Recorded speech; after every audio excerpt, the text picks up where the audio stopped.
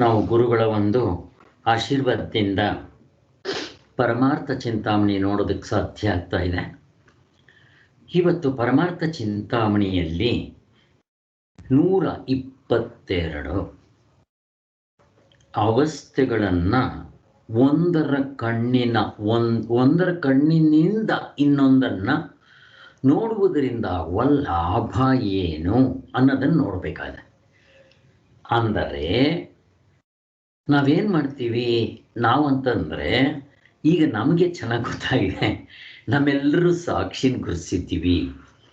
ಎಚ್ಚರವನ್ನು ಕನಸಿನ ದೃಷ್ಟಿಯಿಂದ ನೋಡ್ತೀವಿ, ಕನಸನ್ನು ಎಚ್ಚರದ ದೃಷ್ಟಿಯಿಂದ ನೋಡ್ತೀವಿ, ನಿದ್ದೆಯನ್ನು ಎಚ್ಚರ ಕನಸುಗಳ ದೃಷ್ಟಿಯಿಂದ ನೋಡ್ತೀವಿ. ನಮಗೆ ಪ್ರಾಬ್ಲಮ್ ಇಲ್ಲ. ಮತ್ತು ಈ ಪ್ರಾಬ್ಲಮ್ ಯಾರಿಗೆ? ಈ ಚಾರ್ವಾಕರು ಮತ್ತು ಈ ವಿಷಯ ಸತ್ಯತ್ವವಾದಿಗಳು, ವೆಸ್ಟರ್ನ್ ಫಿಲಾಸಫರ್ಸ್, ಮತ್ತು ಲೋಕಾಯುತರು, ಸೈಂಟಿಸ್ಟ್ಗಳು,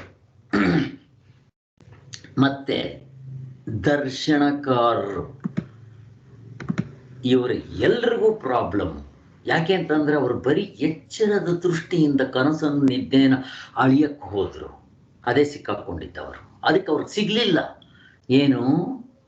ನಿಜವಾದ ಅರಿವು, ಸಾಕ್ಷಿಯನ್ನು ಗುರುತಿಸೋಕ್ಕೆ ಆಗಲಿಲ್ಲ. ಈ ವಸ್ತುಗಳ ಸತ್ಯತ್ವವಾದಿಗಳು ಹೇಳೋದು ವಸ್ತು ಸತ್ಯವಾಗಿದೆ ಅಂತ. ಇನ್ನು ವಿಜ್ಞಾನವಾದಿಗಳು ಹೇಳೋದು ಒಬ್ಬ ಕುರುಡ ಇದ್ದಾನಪ್ಪ, ಅವನ ಇಂದ್ರಿಯಗಳೇ ಇಲ್ಲ, ವಸ್ತು ಇದ್ದರೆ ಅವನಿಗೆ ಎಲ್ಲಿ ಕಾಣಿಸುತ್ತೆ? ಆದ್ದರಿಂದ ವಸ್ತು ಸತ್ಯತ್ವವಾದಿಗಳಲ್ಲ ಇವರು. ಇವರು ವಿಷಯಿ ಸತ್ಯತ್ವವಾದಿಗಳು. ಅಂದರೆ ನಮ್ಮ ಮನಸ್ಸಿರಬೇಕು, ಮನಸ್ಸೇ ಅರಿವು, ಮನಸ್ಸೇ ಆತ್ಮ ಅಂತ ನೀವೇನು ಇಟ್ಕೊತೀರೋ ಅದನ್ನು ಅಂತ ಅವರು ಹೇಳೋದು. ನಿಜ, ಅದು ಬೇಕೇ ಬೇಕು. ವಸ್ತು ಇದೆ, ಇಂದ್ರಿಯಗಳಿಲ್ಲಪ್ಪ, ಕುರುಡ, ಏನು ಉಪಯೋಗ?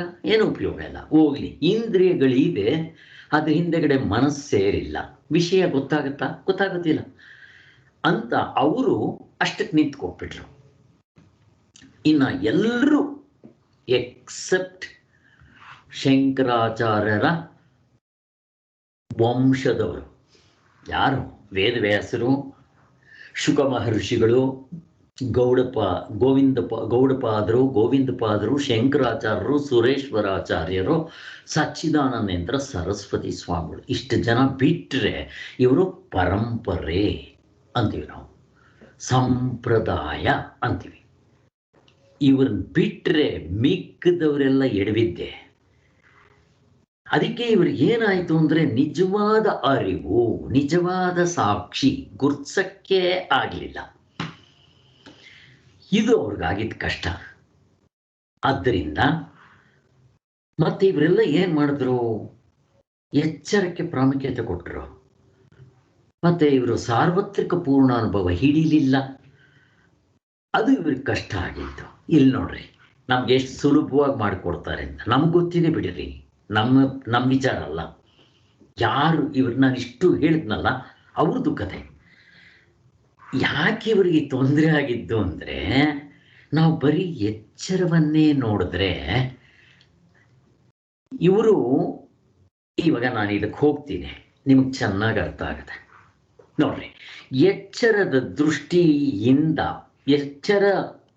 ದೃಷ್ಟಿ ಎಂಬ ಮಾತಿನಲ್ಲಿ ಏನೇನು ಅಡಗಿದೆ? ನಾವು ಎಚ್ಚರದ ದೃಷ್ಟಿ ಅಂತೀವಿ. ಏನೇನು ಅಡಗಿದೆ ಅದರಲ್ಲಿ ನಮಗೆ ಗೊತ್ತು. ನಮಗೆ ಅಂದರೆ ನಮ್ಮೆಲ್ರಿಗೂ ಗೊತ್ತಿವಾಗ ಏನೇನು ಅಡಗಿದೆ ಅದರಲ್ಲಿ. ವಿಷಯಿ ಅಂದರೆ ನಾನು ಸ್ಮಾಲ್ ಐ ಅಷ್ಟು ಮಾತ್ರ ಇಟ್ಕೋಣ. ಎಚ್ಚರದ ದೃಷ್ಟಿಯಿಂದ ವ್ಯವಹಾರ ಆಗೋದಕ್ಕಿಷ್ಟು ಸಾಕು. ನಾವೆಲ್ಲ ಚಿಂತನೆ ಮಾಡಿದ್ದೀವಿ, ಇವಾಗಿಲ್ಲ. ಅದನ್ನು ಮತ್ತೆ ಹೇಳ್ತಾ ಇದ್ದಾರೆ. ಮುಂದಕ್ಕೆ ನಮಗೆ ಬೇಸ್ಮೆಂಟ್ ಇದು. ಚೆನ್ನಾಗಿ ಅರ್ಥ ಮಾಡ್ಕೊಂಡು ಬಿಟ್ರೆ ನಾವು ಆಗಿದೆ. ಇನ್ನೂ ಒಂದ್ಸರಿ ಅರ್ಥ ಮಾಡ್ಕೊಂಡು ಹೋಗೋಣ. ಈಗ ನೋಡ್ರಿ, ವಸ್ತುಗಳು ಹೊರಗಡೆ ಇದೆ. ವಸ್ತುಗಳು ಯಾವ್ಯಾವುದು? ಈಗ ಇದು ನಾನು, ವ್ಯವಹಾರ ದೃಷ್ಟಿಯಿಂದ ಹೇಳೋದು, ಪಾರಮಾರ್ಥ ದೃಷ್ಟಿ ಅಲ್ಲ, ಎಚ್ಚರದ ದೃಷ್ಟಿಯಿಂದ ಮಾತ್ರನೇ. ಎಲ್ಲರೂ ಹಾಗೆ ಇಟ್ಕೊಂಡಿರೋದು, ನಾವು ಹಾಗೆ ಇಟ್ಕೊಂಡು ಹೋಗೋಣ ಏನಾಗುತ್ತೆ ಅಂತ. ಇವಾಗ ಇದು ನಾನಪ್ಪ, ಇಲ್ಲಿಂದ ಹೊರಗಡೆ ಇರೋದು ನನ್ನದು. ಇದು ನಾನು ತಂದಿದ ತಕ್ಷಣ ಇದು ಸಬ್ಜೆಕ್ಟ್. ಇಲ್ಲಿ ಹಂಗಿಟ್ಕೋಣ. ಸಬ್ಜೆಕ್ಟ್ ಅಂದ್ರೆ ಎಲ್ಲಿವರೆಗೂ ಬರ್ಬೇಕು ನಾವು? ಸ್ಮಾಲ್ ಐ ಅಲ್ಲಿವರೆಗೂ ಬರ್ಬೇಕು ನಾವು. ಸ್ಮಾಲ್ ಐವರೆಗೂ ನಾನು, ಅವನ್ ಸಬ್ಜೆಕ್ಟ್ ಆಗ್ತಾನೆ, ಮಿಕ್ಕಿರೋದೆಲ್ಲ ಆಬ್ಜೆಕ್ಟ್ ಆಗುತ್ತೆ. ಗೊತ್ತಿದೆ ನಮಗೆ. ಸ್ಮಾಲ್ ಐ ಜೀವಾತ್ಮ, ಪ್ರಮಾತೃ, ಅವನ ಕರ್ತೃತ್ವ, ಭೋಕ್ತೃತ್ವ, ಜ್ಞಾತೃತ್ವ, ನೀವು ಏನ್ ಬೇಕಾದರೂ ಕರೀರಿ. ಈಗ ನೋಡ್ರಿ, ವಸ್ತುಗಳು ಹೊರಗಡೆ ಇದೆ. ವಸ್ತುಗಳು ಎಷ್ಟಿರೋದು? ಎರಡೇ. ಯಾವ್ಯಾವುದು? ಫಸ್ಟ್ ಎರಡು ತಗೋಣ. ಯಾಕೆಂದ್ರೆ ಇವಾಗ ನಾನು ಇದನ್ನ ಸಬ್ಜೆಕ್ಟ್ ಮಾಡ್ಕೊಂಡಿದ್ದೀನಿ. ಇಲ್ಲಿಂದ ಇದು ಆಧ್ಯಾತ್ಮಿಕ, ಮಿಕ್ಕಿರೋದು ಇಲ್ಲಿಂದ ಇದು ನಾನು, ಇಲ್ಲಿಂದ ನನ್ನದು ಆದಿ ಭೌತಿಕ. ಅಂದ್ರೆ ನನ್ನ ಹೆಂಡತಿ, ನನ್ನ ಸುತ್ತಮುತ್ತಲು 84 ಲಕ್ಷ ಜೀವರಾಶಿಗಳು, ಹೆಂಡತಿ, ಮಕ್ಕಳು, ಮನೆ, ಮಠ, ಆಸ್ತಿ ಪಾಸ್ತಿ, ಕಾರು, ಬಂಗ್ಲೆ ಎಲ್ಲ ಬಂದ್ಬಿಡುತ್ತೆ. ಆದಿ ದೈವಿಕ, ಇದು ಆದಿ ದೈವಿಕ, ಸೂರ್ಯ, ಚಂದ್ರ, ನಕ್ಷತ್ರಗಳು, 14 ಲೋಕಗಳು. ಏನದು? ಆಬ್ಜೆಕ್ಟ್. ಇದು ಸಬ್ಜೆಕ್ಟ್. ಆಬ್ಜೆಕ್ಟ್ ಅಂದ್ರೆ ಎಷ್ಟು? 5 ವಸ್ತುಗಳಿರೋದು. ಏನದು? ಶಬ್ದ, ಸ್ಪರ್ಶ, ರೂಪ, ರಸ, ಗಂಧ. ಅವು ನೋಡೋದಿಕ್ಕೆ ನನಗೆ ಇನ್ಸ್ಟ್ರೂಮೆಂಟ್ಸ್ ಇದೆ. ಯಾವುದು? 5 ಇಂದ್ರಿಯಗಳು, ಕರ್ಮೇಂದ್ರಿಯಗಳು, ಜ್ಞಾನೇಂದ್ರಿಯಗಳು. ಕರೆಕ್ಟ್ ತಾನೆ? ಈಗ ವಸ್ತುಗಳು ಹೊರಗಡೆ ಇದೆ, ನನ್ನ ಕಣ್ಣು ಒಳಗಡೆ ಇದೆ, ಹತ್ರ ಇದೆ. ಅಲ್ಲಿಗೆ ನನ್ನ ಇಂದ್ರಿಯಗಳು ಸಬ್ಜೆಕ್ಟ್. ಎಲ್ಲ ಹೋಲ್ಸೇಲ್ ಆಗಿ ಮಾಡ್ತೀನಿ. ಕರ್ಮೇಂದ್ರಿಯ, ಜ್ಞಾನೇಂದ್ರಿಯ ಎರಡು ಸೇರಿಸ್ಕೊತೀನಿ. ಇದು ಸಬ್ಜೆಕ್ಟ್ ಆಯಿತು, ಅದು ಆಬ್ಜೆಕ್ಟ್ ಆಯಿತು. ವಸ್ತುಗಳು ಇಲ್ಲಿಗಿಂತ ಹೊರಗಡೆ ಇರೋದು ಆಬ್ಜೆಕ್ಟ್ ಆಯಿತು.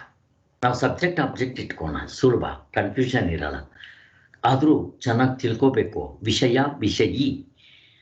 ಆಬ್ಜೆಕ್ಟ್ ಅನ್ನೋದು ವಿಷಯ, ವಿಷಯಗಳು, ವಸ್ತುಗಳು. ಗಳು ಪ್ಲೂರಲ್ ಬರುತ್ತೆ. ಸಬ್ಜೆಕ್ಟ್ ಯಾವತ್ತು ಸಿಂಗ್ಯುಲರ್. ಸಬ್ಜೆಕ್ಟ್ ಅಂತೀವಿ. ವಿಷಯಿ ಅದು ವಿಷಯಗಳು, ವಿಷಯಿಗಳು ಇಲ್ಲ. ವಿಷಯಿ ಸಬ್ಜೆಕ್ಟ್. ಆಬ್ಜೆಕ್ಟ್ಸ್ ಅಂತೀವಿ, ಸಬ್ಜೆಕ್ಟ್ಸ್ ಅಂತ ಅನ್ನಲ್ಲ. ಸಬ್ಜೆಕ್ಟ್ ಸಿಂಗ್ಯುಲರ್ ಇರಲಿ.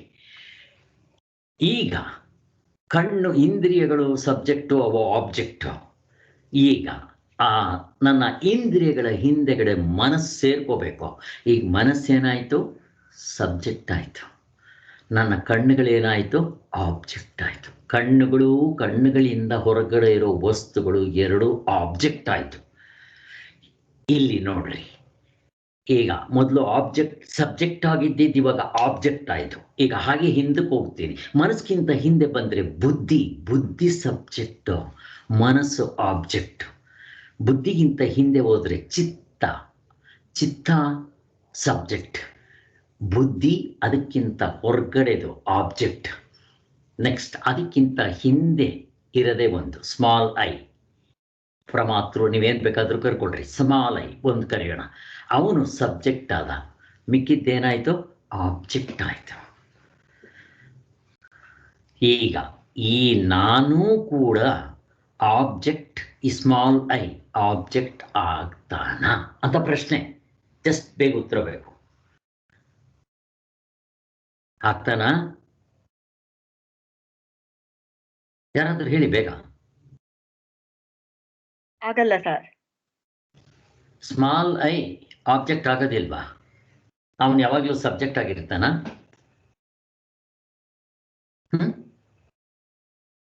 ನಾನು ಹೋದ್ಮೇಲೆ ಸಬ್ಜೆಕ್ಟ್ ಆಬ್ಜೆಕ್ಟ್ ಏನು ಇಲ್ಲ ಅಲ್ವಾ ಸರ್? ಜ್ಞಾನ ಆದ್ಮೇಲೆ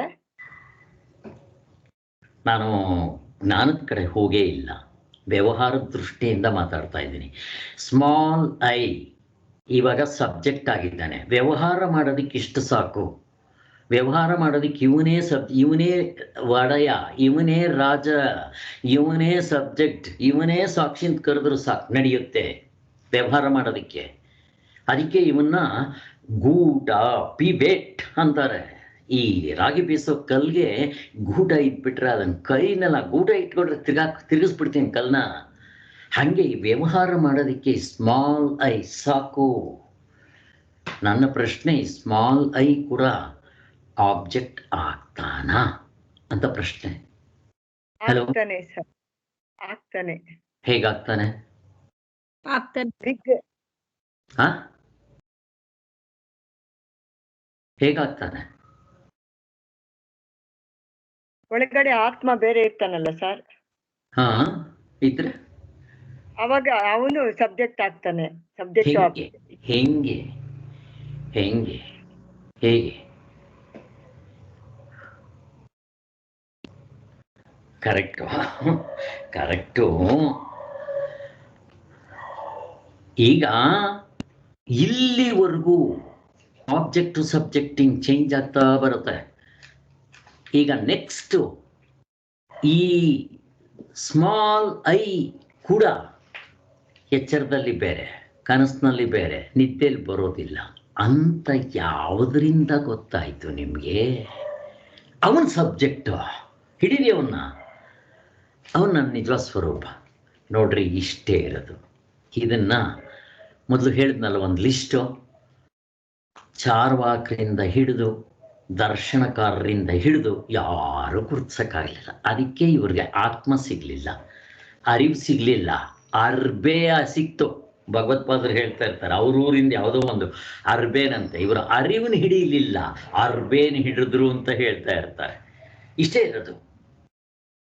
ಆದ್ದರಿಂದ ಇಲ್ಲಿ ಅದನ್ನ ಎಕ್ಸ್ಪ್ಲೈನ್ ಮಾಡ್ತಾ ಇದ್ದಾರೆ. ಸೊ ಇದು ಎಚ್ಚರದಲ್ಲಿ. ಕನಸಿನಲ್ಲಿ ಹೇಗಾಗುತ್ತೆ? ಕನಸಿನಲ್ಲೂ ಹೀಗೆ ಆಗುತ್ತೆ. ಅಲ್ಲಿಗೆ ಈ ಸ್ಮಾಲ್ ಐವರೆಗೂ ನಾನು ಬರ್ತೀನಿ. ಸ್ಮಾಲ್ ಐಯಿಂದ ಹಿಂದಕ್ಕೆ ಹೋಗ್ಬಿಟ್ರೆ ನಾನು, ಅವನು ಆಬ್ಜೆಕ್ಟ್ ಆಗ್ತಾನ, ಸಾಕ್ಷಿ ಆಬ್ಜೆಕ್ಟ್ ಆಗ್ತಾನ? ಪ್ರಶ್ನೆ, ಸಾಕ್ಷಿ ಆಬ್ಜೆಕ್ಟ್ ಆಗ್ತಾನ? ಯಾವತ್ತಾದ್ರೂ ಆಬ್ಜೆಕ್ಟ್ ಆಗ್ತಾನ ಸಾಕ್ಷಿ?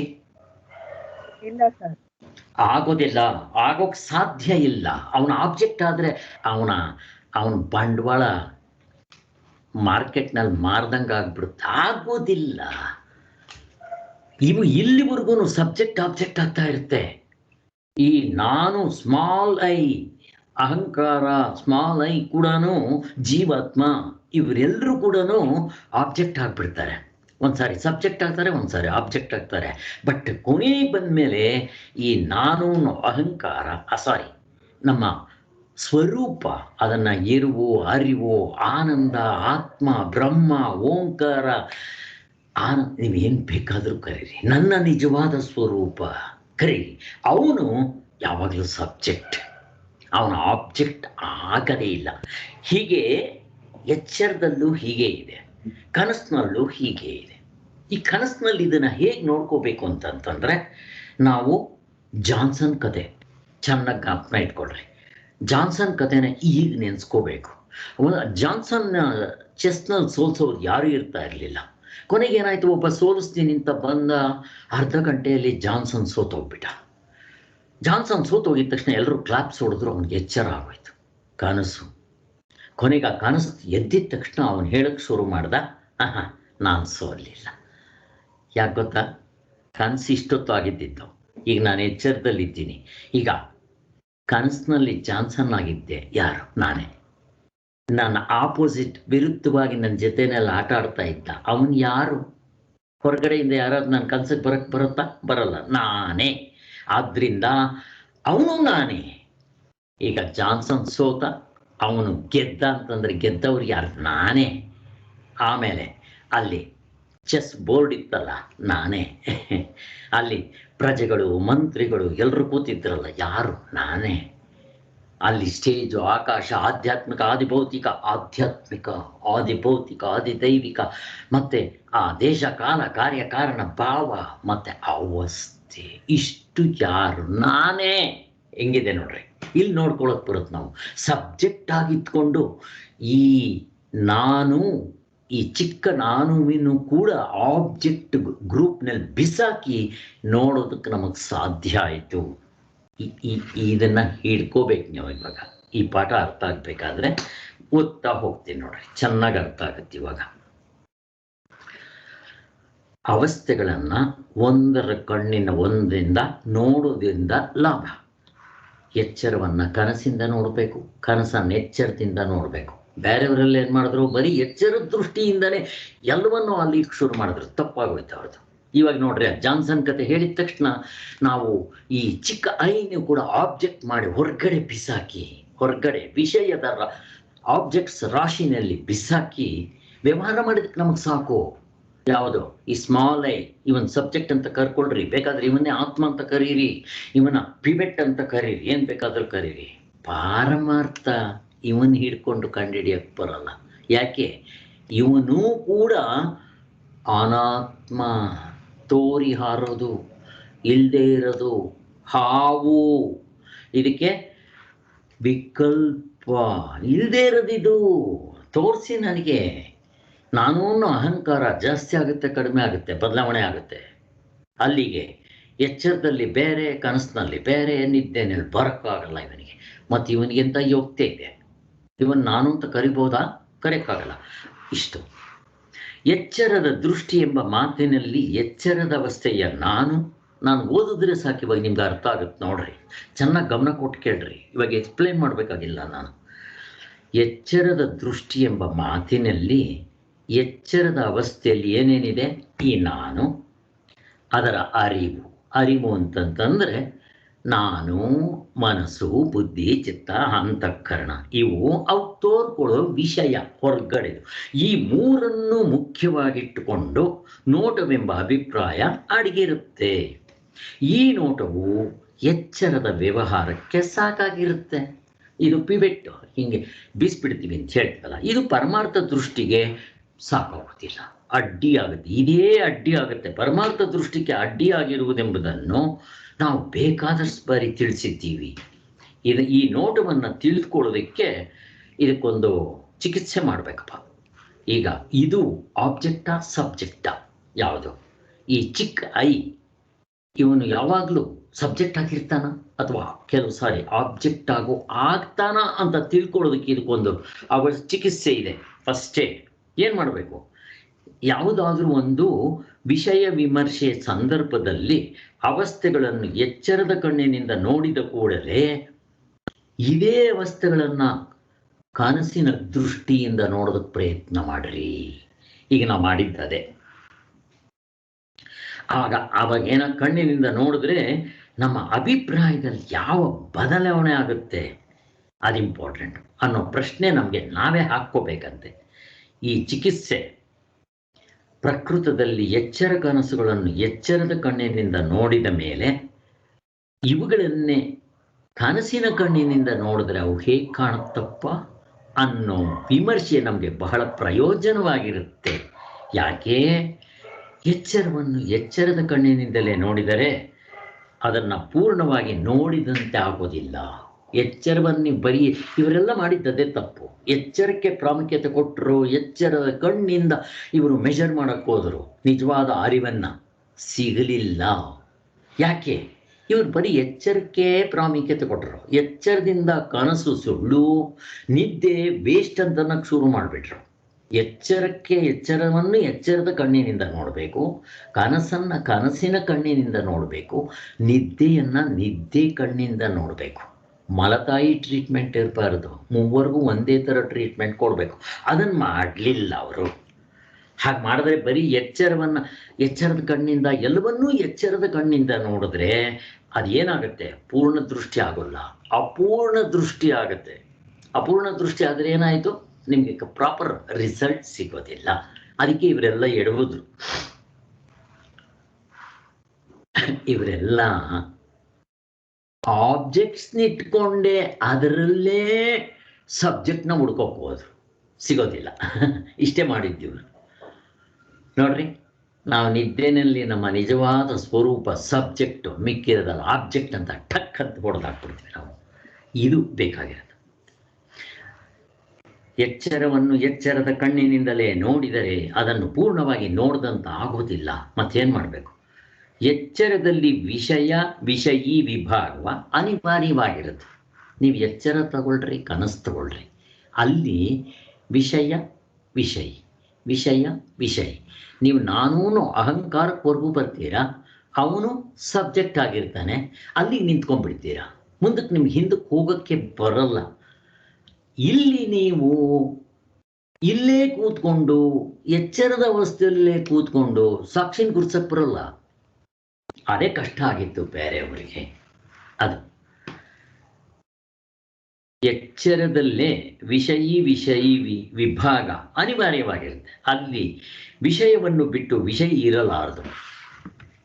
ನೋಡ್ರಿ, ಎಚ್ಚರ ತಗೊಳ್ರಿ, ಕನಸು ತಗೊಳ್ರಿ, ಎರಡೂ ಒಂದೇ. ಇವಾಗ ಫಾರ್ ಎಕ್ಸಾಂಪಲ್ ನಿಮಗೆ ಹೊರಗಡೆ ಅದನ್ನೇ ಇವರಿಬ್ಬರು ಹೇಳಿದ್ದು. ಯಾರೋ ಈ ವಿಷಯ ಸತ್ಯತ್ವವಾದಿಗಳು ವಿಷಯ ಸತ್ಯ ಅಂತಾರೆ, ಈ ಬುದ್ಧಿಸಂನವರು ಅಂತಃಕರಣದಲ್ಲಿರೋ ಅರಿವು ಸತ್ಯ ಅಂತಾರೆ. ಅದು ಪ್ರತ್ಯರೂಪವಾದ ಅರಿವು, ಅದು ನಿಜವಾದ ಆತ್ಮನ ಅರಿವಲ್ಲ, ಪ್ರತ್ಯಯ ರೂಪ. ಆದ್ದರಿಂದ ಇವರು ಇಲ್ಲಿವರೆಗೂ ಬಂದ್ಬಿಟ್ರು. ಇವರು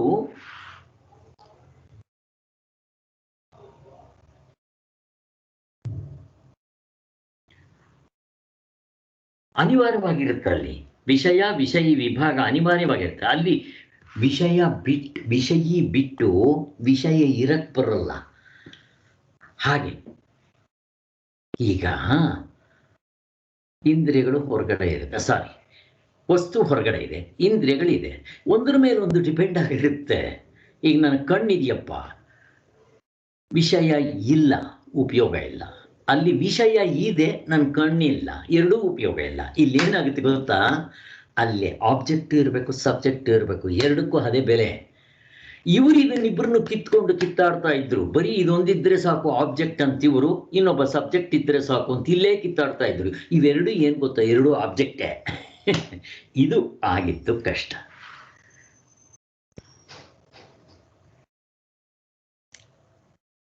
ಆದ್ದರಿಂದ ಈ ವಿಷಯಿಯನ್ನು ಬಿಟ್ಟು ವಿಷಯ ಇರಲಾರ್ದು. ಆದ್ದರಿಂದ ವಿಷಯಗಳನ್ನ ಒಟ್ಟನ್ನು ಕುರಿತು ವಿಚಾರ ಮಾಡಕ್ ಸಾಧ್ಯನೇ ಆಗಲ್ಲ. ಈಗ ನೋಡ್ರಿ, ನಾವೇನ್ ಮಾಡಿದ್ವಿ, ಆಬ್ಜೆಕ್ಟು ಸಬ್ಜೆಕ್ಟು ಇಷ್ಟನ್ನು ಒಟ್ಟಿಗೆ ತಗೋಬೇಕು. ತಗೊಂಡ್ರೆ ಏನಾಗುತ್ತೆ, ಎಲ್ಲ ಆಬ್ಜೆಕ್ಟ್ ಗ್ರೂಪ್ ಆಗ್ಬಿಡುತ್ತೆ. ಇವಾಗ ಇವೆಲ್ಲ ಆಬ್ಜೆಕ್ಟ್ ಅಂತ ನಾನು ಹೇಳಬೇಕಾದ್ರೆ ನಾನು ಸಾಕ್ಷಿ ಆತ್ಮನಲ್ಲಿ ನಿಂತ್ಕೋಬೇಕು. ಅವನ್ ಸಬ್ಜೆಕ್ಟು, ಮಿಕ್ಕಿರೋದೆಲ್ಲ ಆಬ್ಜೆಕ್ಟ್. ನಾವು ಹೇಗೆ ತಗೊಂಡ್ವಿ, ಕನಸಿನ ದೃಷ್ಟಿಯಿಂದ ಎಚ್ಚರದ ದೃಷ್ಟಿಯಿಂದ ಕನಸನ್ನು ನೋಡೋಕ್ಕೂ ನಾವು ತಗೊಂಡಿದ್ದ ತಕ್ಷಣ ನಮ್ಗೆ ಅರ್ಥ ಆಗೋಯ್ತು. ಆ ಜಾನ್ಸನ್ ಕತೆ ನೋಡ್ರಿ, ಜಾನ್ಸನ್ ಕತೆ ಕನಸಿನಲ್ಲಾಗಿದ್ದ. ಅವನ ಎಚ್ಚರದಿಂದ ಕನಸನ್ನ ನೋಡಕ್ ಶುರು ಮಾಡ್ದ. ಅವನಿಗೆ ಎಚ್ಚರಕ್ಕೆ ಬಂದ ಮೇಲೆ ಓಹೋ ಅರ್ಥ ಆಗೋಯ್ತು ಅವನಿಗೆ. ಹಾಗೆ ಅವ್ರೇನ್ ಮಾಡಿದ್ರು, ಹಾಗೆ ನೋಡಲಿಲ್ಲ ಅವರು. ಅದೇ ಮಾಡಿದ ತಪ್ಪು. ಇಷ್ಟೇ ಬೇಕಾಗುತ್ತೆ. ಕೂಡಿಸಿ ವಿಷಯಗಳೆರಡನ್ನು ಕೂಡಿಸಿ ಅರಿಯುವವನು ವಿಷಯಿಯಾಗಿರುವುದರಿಂದ ತಾನೇ ತನಗೆ ವಿಷಯವಾಗಬೇಕಾಗಿರುತ್ತೆ. ಇವ್ರು ಏನ್ ಮಾಡಿದ್ರು ಗೊತ್ತಾ, ಫಾರ್ ಎಕ್ಸಾಂಪಲ್ ನೋಡ್ರಿ, ಎಚ್ಚರದಲ್ಲೇ ಕೂತ್ಕೊಂಡು ಎರಡನ್ನು ನೋಡೋಕೆ ಹೋದ್ರು, ಆಗ್ಲಿಲ್ಲ. ನಿಮ್ಗೊಂದು ಕತೆ ಹೇಳ್ತೀನಿ. ಹಿಂದಿನ ಕಾಲದಲ್ಲಿ ನಾಟಕ ಆಡ್ತಾ ಇದ್ರು. ಈ ನಾಟಕ ಆಡ್ಬೇಕಾದ್ರೆ ಸ್ಟೇಜ್ ಮೇಲೆ ಆಕ್ಟರ್ ಇರ್ತಾನೆ, ಆ ಆಕ್ಟ್ ಮಾಡ್ತಾ ಇರ್ತಾನೆ. ನಾಟಕ ಜ್ಞಾಪಕ ಇಟ್ಕೊಳ್ರಿ. ಈಗ ಅವನು ಸ್ಟೇಜ್ ಮೇಲೆ ಆಕ್ಟು ಮಾಡಬೇಕು. ಅವನು ಪ್ರೇಕ್ಷಕರ ಸೀಟ್ನಲ್ಲಿ ಕೂತ್ಕೊಂಡು ಅವನು ಹೆಂಗೆ ಆಕ್ಟ್ ಮಾಡ್ತಾನೋ ಅದು ನೋಡ್ಬೇಕು. ಆಗತ್ತಾ? ಯಾರಾದ್ರೂ ಉತ್ತರ ಕೊಡಿ. ಆಗುತ್ತಾ?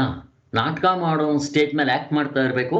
ಅವನು ಹೆಂಗ್ ಮಾಡ್ತಾನೋ ಅವನೇ ಈ ಪ್ರೇಕ್ಷಕರ ಸೀಟ್ನಲ್ಲಿ ಕೂತ್ಕೊಂಡು ಅವನ ಆಕ್ಷನ್ ಅವನೇ ನೋಡ್ಬೇಕು. ಈಸ್ ಇಟ್ ಪಾಸಿಬಲ್ ನಾಟಕದಲ್ಲಿ?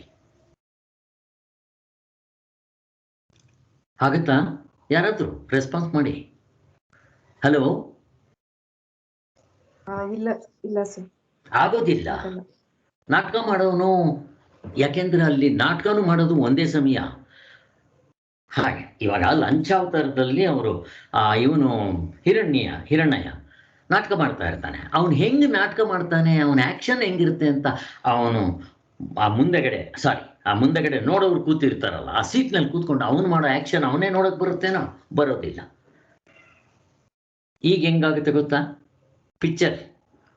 ಪಿಕ್ಚರ್ಂದು ಆಗುತ್ತೋ ಇಲ್ವೋ ಹೇಳ್ರಿ. ಪಿಕ್ಚರ್ನಲ್ಲಿ ಅವನು ಆಕ್ಟ್ ಮಾಡಿರ್ತಾನೆ, ಅದೇ ಆಕ್ಟರು ಪಿಕ್ಚರ್ ರನ್ ಆಗ್ತಾ ಇದ್ದಾಗ ಅವನು ಪ್ರೇಕ್ಷಕರ ಸೀಟ್ನಲ್ಲಿ ಕೂತ್ಕೊಂಡು ಎಂಜಾಯ್ ಮಾಡಿಕೊಂಡು ಅವನು ವಿಷಲ್ ಹಾಕಬೇಕು. ಆಗುತ್ತಾ ಇಲ್ವಾ? ನನ್ಗೆ ಆನ್ಸರ್ ಬೇಕು. ಆಗತ್ತೆ ನೋಡ್ರಿ, ಎಷ್ಟು ಚೆನ್ನಾಗಿದೆ. ಇಷ್ಟು ವ್ಯತ್ಯಾಸ ಯಾಕೆ? ಪಿಕ್ಚರು ಆಗಿರೋದು ಶೂಟಿಂಗ್ ಯಾವಾಗಲೋ, ಇವನ್ ಪಿಕ್ಚರ್ ನೋಡೋದು ಇನ್ಯಾವಾಗಲೋ. ಆ ಪಿಕ್ಚರ್ ಶೂಟಿಂಗ್ ಆದಾಗ ಅಲ್ಲೇನು ಶೋ ತೋರಿಸಲ್ಲ, ಬರೀ ಶೂಟಿಂಗ್ ಮಾತ್ರ ಆಗ್ಬಿಟ್ಟಿರುತ್ತೆ. ಅದಾಗ್ಬಿಟ್ಟಿದೆ. ಇವಾಗ ಅವನೇನು ಮಾಡ್ತಾನೆ, ಪಿಕ್ಚರ್ ರಿಲೀಸ್ ಆಗಿದೆ, ಅವನೇ ಬರ್ತಾನೆ ಹಿಂದೆಗಡೆ ಸೀಟ್ನಲ್ಲಿ ಕೂತ್ಕೊಂಡು ಕಾಲ ಮೇಲೆ ಕಾಲು ಹಾಕ್ಕೊಂಡು ಅವನು ಮಾಡೋ ಆ್ಯಕ್ಷನ್ ನೋಡಿದ್ದೆ ಅವನೇ ವಿಷನ್ ಹೊಡ್ಕೋಬೋದು ಬೇಕಾದರೆ. ಆಮೇಲೆ ಎಲ್ಲರೂ ಅವನು ನೋಡಿ ಹೇಗೆ ಏನು ಅವನ ಕಡೆ ಜೈಕಾರ ಆಗ್ತಾ ಇದ್ದಾರೋ ಅಥವಾ ಬೈತಾ ಇದ್ದಾರೋ ಎಲ್ಲ ನೋಡ್ಕೋಬೋದು ಅವರು. ಕನಸಿನಲ್ಲಿ ನಾವು ಆ್ಯಕ್ಟ್ ಮಾಡಿಬಿಟ್ಟಿರ್ತೀವಿ ಅಲ್ಲೇ. ಕನಸಿನಲ್ಲೇ ನಾನೇ ಹೆಂಗೆ ಮಾಡ್ತೀನಿ ನೋಡ್ಕೊಂಡು ಬರಲ್ಲ. ಕನಸಿನಿಂದ ಎಚ್ಚರಕ್ಕೆ ಬಂದ ಮೇಲೆ ಅವನು ಅದೇ ಮಾಡಿದ್ದು. ಆ ಜಾನ್ಸನ್ ಏನು ಮಾಡ್ದ, ಪಿಕ್ಚರ್ನಲ್ಲಿ ನೋಡ್ದಂಗೆ ನೋಡ್ದ. ಮೊದಲು ಅವರೆಲ್ಲ ಏನು ಮಾಡಿದ್ರು ಅಂದರೆ ನಾಟಕದಲ್ಲಿ ಮಾಡ್ದಂಗೆ, ಆ ನಾಟಕದಲ್ಲೇ ಮಾಡ್ದಂಗೆ ಅವನವನೇ ಮಾಡ್ಕೊಂಡು ನೋಡ್ಕೊಳ್ಳೋಕೆ ಶುರು ಮಾಡಿದ್ರು. ಆಗೋದಿಲ್ಲ. ಐ ಥಿಂಕ್ ನಿಮ್ಗೆ ಇದು ಅರ್ಥ ಆಗಿದೆ ಅನಿಸುತ್ತೆ. ಬೇಕಾದಷ್ಟಾಯ್ತು. ವಿಷಯ ವಿಷಯಿಗಳೆರಡನ್ನು ಕೂಡಿಸಿ ಅರಿಯುವವನು ವಿಷಯಿಯೇ ಆಗಿರುವುದರಿಂದ ಎಚ್ಚರ ಆಗಲಿ ಕನಸಿನಲ್ಲಿ ಈ ಆಬ್ಜೆಕ್ಟು ಸಬ್ಜೆಕ್ಟು ಮೊದಲು ತಗೊಂತೀವಿ. ಈ ಜೀವಾತ್ಮದವರೆಗೂ ಸಬ್ಜೆಕ್ಟ್ ಆಗಿರ್ತಾನೆ ಇವನೇ ಜೀವ ಅಥವಾ ಸ್ಮಾಲ್ ಐ. ನಾವು ಸಾಕ್ಷಿಯಲ್ಲಿ ನಿಂತರೆ ಅಥವಾ ಕನಸಿನ ದೃಷ್ಟಿಯಿಂದ ಎಚ್ಚರವನ್ನು ನೋಡಿದ್ರೆ, ಎಚ್ಚರದಿಂದ ಕನಸಿನ ದೃಷ್ಟಿಯ ಜಾನ್ಸನ್ ಕತೆ ಕನಸಿನಲ್ಲಾಗಿದ್ದು ಅವನು ಎಚ್ಚರಕ್ಕೆ ಬಂದು ನೋಡ್ದ. ಅವಾಗೇನು ಮಾಡ್ದ, ಕನಸಿನಲ್ಲಿದ್ದಿದ್ದ ಆ ಜಾನ್ಸನ್ನು ಸ್ಮಾಲ್ ಐ ಸಬ್ಜೆಕ್ಟ್ ಆಗ್ಬಿಟ್ಟ, ಆಬ್ಜೆಕ್ಟ್ ಆಗ್ಬಿಟ್ಟ. ಹಾಗೆ ನೋಡೋಕೆ ಬರುತ್ತೆ ಅಂತ ಹೇಳ್ತಾ ಇದ್ದಾರೆ. ಇಲ್ಲದಿದ್ದರೆ ಬರೋದಿಲ್ಲ, ಅಪ್ರಾಣೆಗೂ ಬರೋದಿಲ್ಲ. ಈ ಮಿಕ್ಕದವರೆಲ್ಲ ಮಾಡಿದ್ದದೇ ತಪ್ಪು. ಅದಕ್ಕೋಸ್ಕರನೇ ಅವರಿಗೆ ಪಾರಮಾರ್ಥ ದೃಷ್ಟಿನ ಕಂಡುಹಿಡಿಯೋಕ್ಕಾಗಲಿಲ್ಲ, ನಿಜವಾದ ನಮ್ಮ ಸಾಕ್ಷಿ ಸ್ವರೂಪ ಗುರ್ತಿಡಿಯೋಕ್ಕಾಗಲಿಲ್ಲ. ಇಷ್ಟು ಸಾಕು ನಮಗೆ. ಇದು ಅಸಾಧ್ಯವಾಗಿರುತ್ತೆ, ಆಗದೇ ಇಲ್ಲ. ಆ್ಯಕ್ಟು ಮಾಡಬೇಕು, ಪ್ರೇಕ್ಷಕರ ಸ್ಥಾನದಲ್ಲಿ ಕೂತು ಅವನು ಹೆಂಗೆ ಆ್ಯಕ್ಟ್ ಮಾಡ್ತಾನೋ ನೋಡಬೇಕು, ಆಗೋದಿಲ್ಲ. ಆದ್ದರಿಂದ ಎಚ್ಚರದ ವಿಷಯಗಳನ್ನು ಒಂದು ಪೂರ್ಣವಾಗಿ ಅರಿಬೇಕು ಅಂತನ್ನವರು. ಎಚ್ಚರ ಆಗಲಿ ಕನಸಾಗಲಿ, ವಿಷಯಿ ಸಬ್ಜೆಕ್ಟ್ ಆಬ್ಜೆಕ್ಟ್ ಇವು ಎರಡನ್ನು ಒಟ್ಟಿಗೆ ಆಬ್ಜೆಕ್ಟ್ ಮಾಡಿಕೊಂಡು ಆತ್ಮನ ಸಾಕ್ಷಿಯಲ್ಲಿ ನಿಂತ್ಕೊಂಡು ಇವನ್ನು ನೋಡಬೇಕು. ಆಗ ಈ ಅವಸ್ಥೆಯು ಕನಸಿನ ಕಣ್ಣಿಗೆ ಹೇಗೆ ಕಾಣಿಸುತ್ತೆ, ಅದು ಎಚ್ಚರವನ್ನು ಕನಸಿನ ಕಣ್ಣಿಂದ ನೋಡ್ರಿ, ಕನಸನ್ನು ಎಚ್ಚರದ ಕಣ್ಣಿನಿಂದ ನೋಡ್ರಿ ಎಂದು ಆಲೋಚಿಸ್ಬೇಕಂತೆ. ಅವಾಗೇನಾಗುತ್ತೆ, ನಾನು ಕನಸು ಕಂಡೆನು ಎಂಬ ಪರಾಮರ್ಶೆಗೆ ಜಾನ್ಸನ್ ಕತೆ, ನಾನು ಕನಸು ಕಂಡೆ ಅಂತ ಹೇಳಿ ವಿಷಯವಾಗಿರುವ ಕನಸಿನಲ್ಲಿ ಅದರ ವಿಷಯಗಳೆರಡನ್ನು ಆಬ್ಜೆಕ್ಟ್ಸ್ ಮಾಡಿಬಿಡ್ತಾನೆ. ಮಾಡಿಬಿಟ್ಟು ಅವನ್ನ ವಿಷಯವಾಗಿ ಗಣನೆಗೆ ತಗೊಂಡ್ಬಿಡ್ತಾನೆ. ಇದರಂತೆ ಕನಸಿನ ಕಣ್ಣಿನಿಂದ ಪರಾಮರ್ಶೆ ಮಾಡಿದರೆ ಎಚ್ಚರವು ನಮ್ಗೆ ಹೇಗೆ ತೋರುತ್ತೆ. ಜಾನ್ಸನ್ನು ಕನಸಿನಲ್ಲಿದ್ದಾಗ ಎಚ್ಚರಕ್ಕೆ ಬಂದು ವಿಮರ್ಶೆ ಮಾಡಿ ಸಬ್ಜೆಕ್ಟ್ ಆಬ್ಜೆಕ್ಟ್ ಅಂತ ಅಲ್ಲಿ ವ್ಯವಹಾರ ಏನು ನಡೀತಾ ಇತ್ತೋ ಪಾರಮಾರ್ಥದ ನಾನುನಲ್ಲಿ ನಿಂತು ಅದನ್ನು ಆಬ್ಜೆಕ್ಟ್ ಗ್ರೂಪ್ನಲ್ಲಿ ಬಿಸಾಕಿ ನೋಡ್ದ. ಅದಾಗುತ್ತೆ. ಅದು ಆಗಿದ್ದಿಲ್ಲಿ. ಮನದಂದರೆ ಈ ಅವಸ್ಥೆಯನ್ನು ಪೂರ್ಣವಾಗಿ ವಿಷಯವಾಗಿಸಿಕೊಂಡಂತೆ ಆಗ್ಬಿಡುತ್ತೆ. ಅವಾಗ ಅವಸ್ಥೆನೇ ನಮಗೆ ವಿಷಯವಾಗಿಬಿಡುತ್ತೆ. ಬರೀ ನಾನು ಮಾತ್ರ ಅಲ್ಲ, ಈವನ್ ಅವಸ್ಥೆ ಒಳಗಡೆ ಇರೋ ಸಬ್ಜೆಕ್ಟ್ ಆಬ್ಜೆಕ್ಟ್ ಆಗಿಬಿಡುತ್ತೆ. ಕೊನೆಗೆ ಅವಸ್ಥೆ, ಎಚ್ಚರ ಕನಸು ನಿದ್ದೆ ಅವಸ್ಥೆ ಆಬ್ಜೆಕ್ಟಾ ಸಬ್ಜೆಕ್ಟಾ? ನನ್ನ ಪ್ರಶ್ನೆ. ಏನಾಗುತ್ತೆ ಉತ್ತರ ಬೇಕು ನನಗೆ.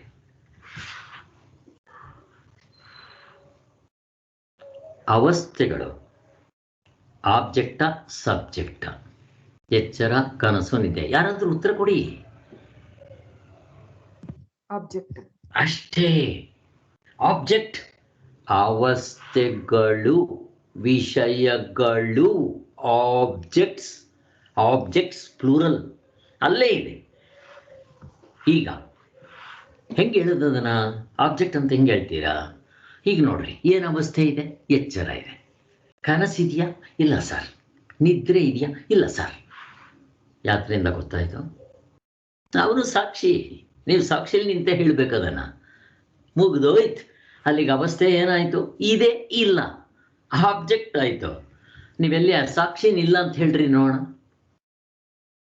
ಈಗ ನೀವು ಎಚ್ಚರದಲ್ಲಿದ್ದೀರಾ, ಸಾಕ್ಷಿನಿಲ್ಲ ಅಂತನ್ರಿ ನೋಡೋಣ. ಕನಸಿನಲ್ಲಿರ್ರಿ, ಕನಸಿನಲ್ಲಿ ಸಾಕ್ಷಿನಿ ಇಲ್ಲ ಅಂತ ಹೇಳ್ರಿ. ಕನಸಿನಲ್ಲಿದ್ದಾಗ ನಮ್ಗೆ ಅದು ಕನಸಂತ ಗೊತ್ತಾಗಲ್ಲ. ಇರಲಿ ಹೋಗ್ಲಿ. ನಿದ್ದೆನಲ್ಲಿದ್ದಾಗ ಅಲ್ಲೂ ಗೊತ್ತಾಗಲ್ಲ. ಇಲ್ಲಿ ಬಂದೇ ಚಿಂತನೆ ಮಾಡಬೇಕು. ನಿದ್ದೆಯಲ್ಲಿದ್ದಾಗ ಎಚ್ಚರ ಕನಸಿರುತ್ತಾ? ಇರೋಲ್ಲ. ಇಲ್ಲೇ ಆನ್ಸರ್ ಮಾಡಬೇಕಾಗಿರೋದು. ಅಲ್ಲಿ ಏನಾಯಿತು? ಅಲ್ಲಿವರೆಗೂ ಯಾಕೆ ಹೋಗ್ತೀರಾ? ಅವಸ್ಥೆ ಒಳಗಡೆ ಇರೋ ಅರ್ಧ ಡಜನ್ ಆಬ್ಜೆಕ್ಟ್ಸ್. ಅವಸ್ಥೆ ಏನು? ಆಬ್ಜೆಕ್ಟ್. ಯಾತ್ರೆಯಿಂದ ಗೊತ್ತಾಯ್ತು ನಿಮ್ಗೆ ಇದು. ಅವನು ಸಬ್ಜೆಕ್ಟು ನಮ್ಮಪ್ಪ. ಎಷ್ಟು ಸುಲಭವಾಗಿದೆ ನೋಡ್ರಿ, ಎಷ್ಟು ಸುಲಭವಾಗಿ ಅರ್ಥ ಆಗುತ್ತೆ. ಈ ಅವಸ್ಥೆಯನ್ನು ಪೂರ್ಣವಾಗಿ ವಿಷಯವಾಗಿಸಿಕೊಂಡಂತೆ ಆಗುತ್ತದೆ. ಈ ಕಣ್ಣಿನಿಂದ ವಿಚಾರ ಮಾಡಿದ್ರೆ ಎರಡು ಅವಸ್ಥೆಗಳು ಪರಮಾರ್ಥದ ತೋರಿಕೆಯೇ ಆಗಿರುವುದರಿಂದ ಎಚ್ಚರದ ತತ್ವವು ಕನಸಿನ ತತ್ವವು ಒಂದೇ ಪರಮಾರ್ಥ ಅನ್ನೋ ಸಿದ್ಧಾಂತ ತೇಲ್ಬಿಡುತ್ತೆ. ಅಲ್ಲಿಗೆ ಎರಡು ಅವಸ್ಥೆಗಳು ನನಗೆ ಆಬ್ಜೆಕ್ಟ್ಸ್.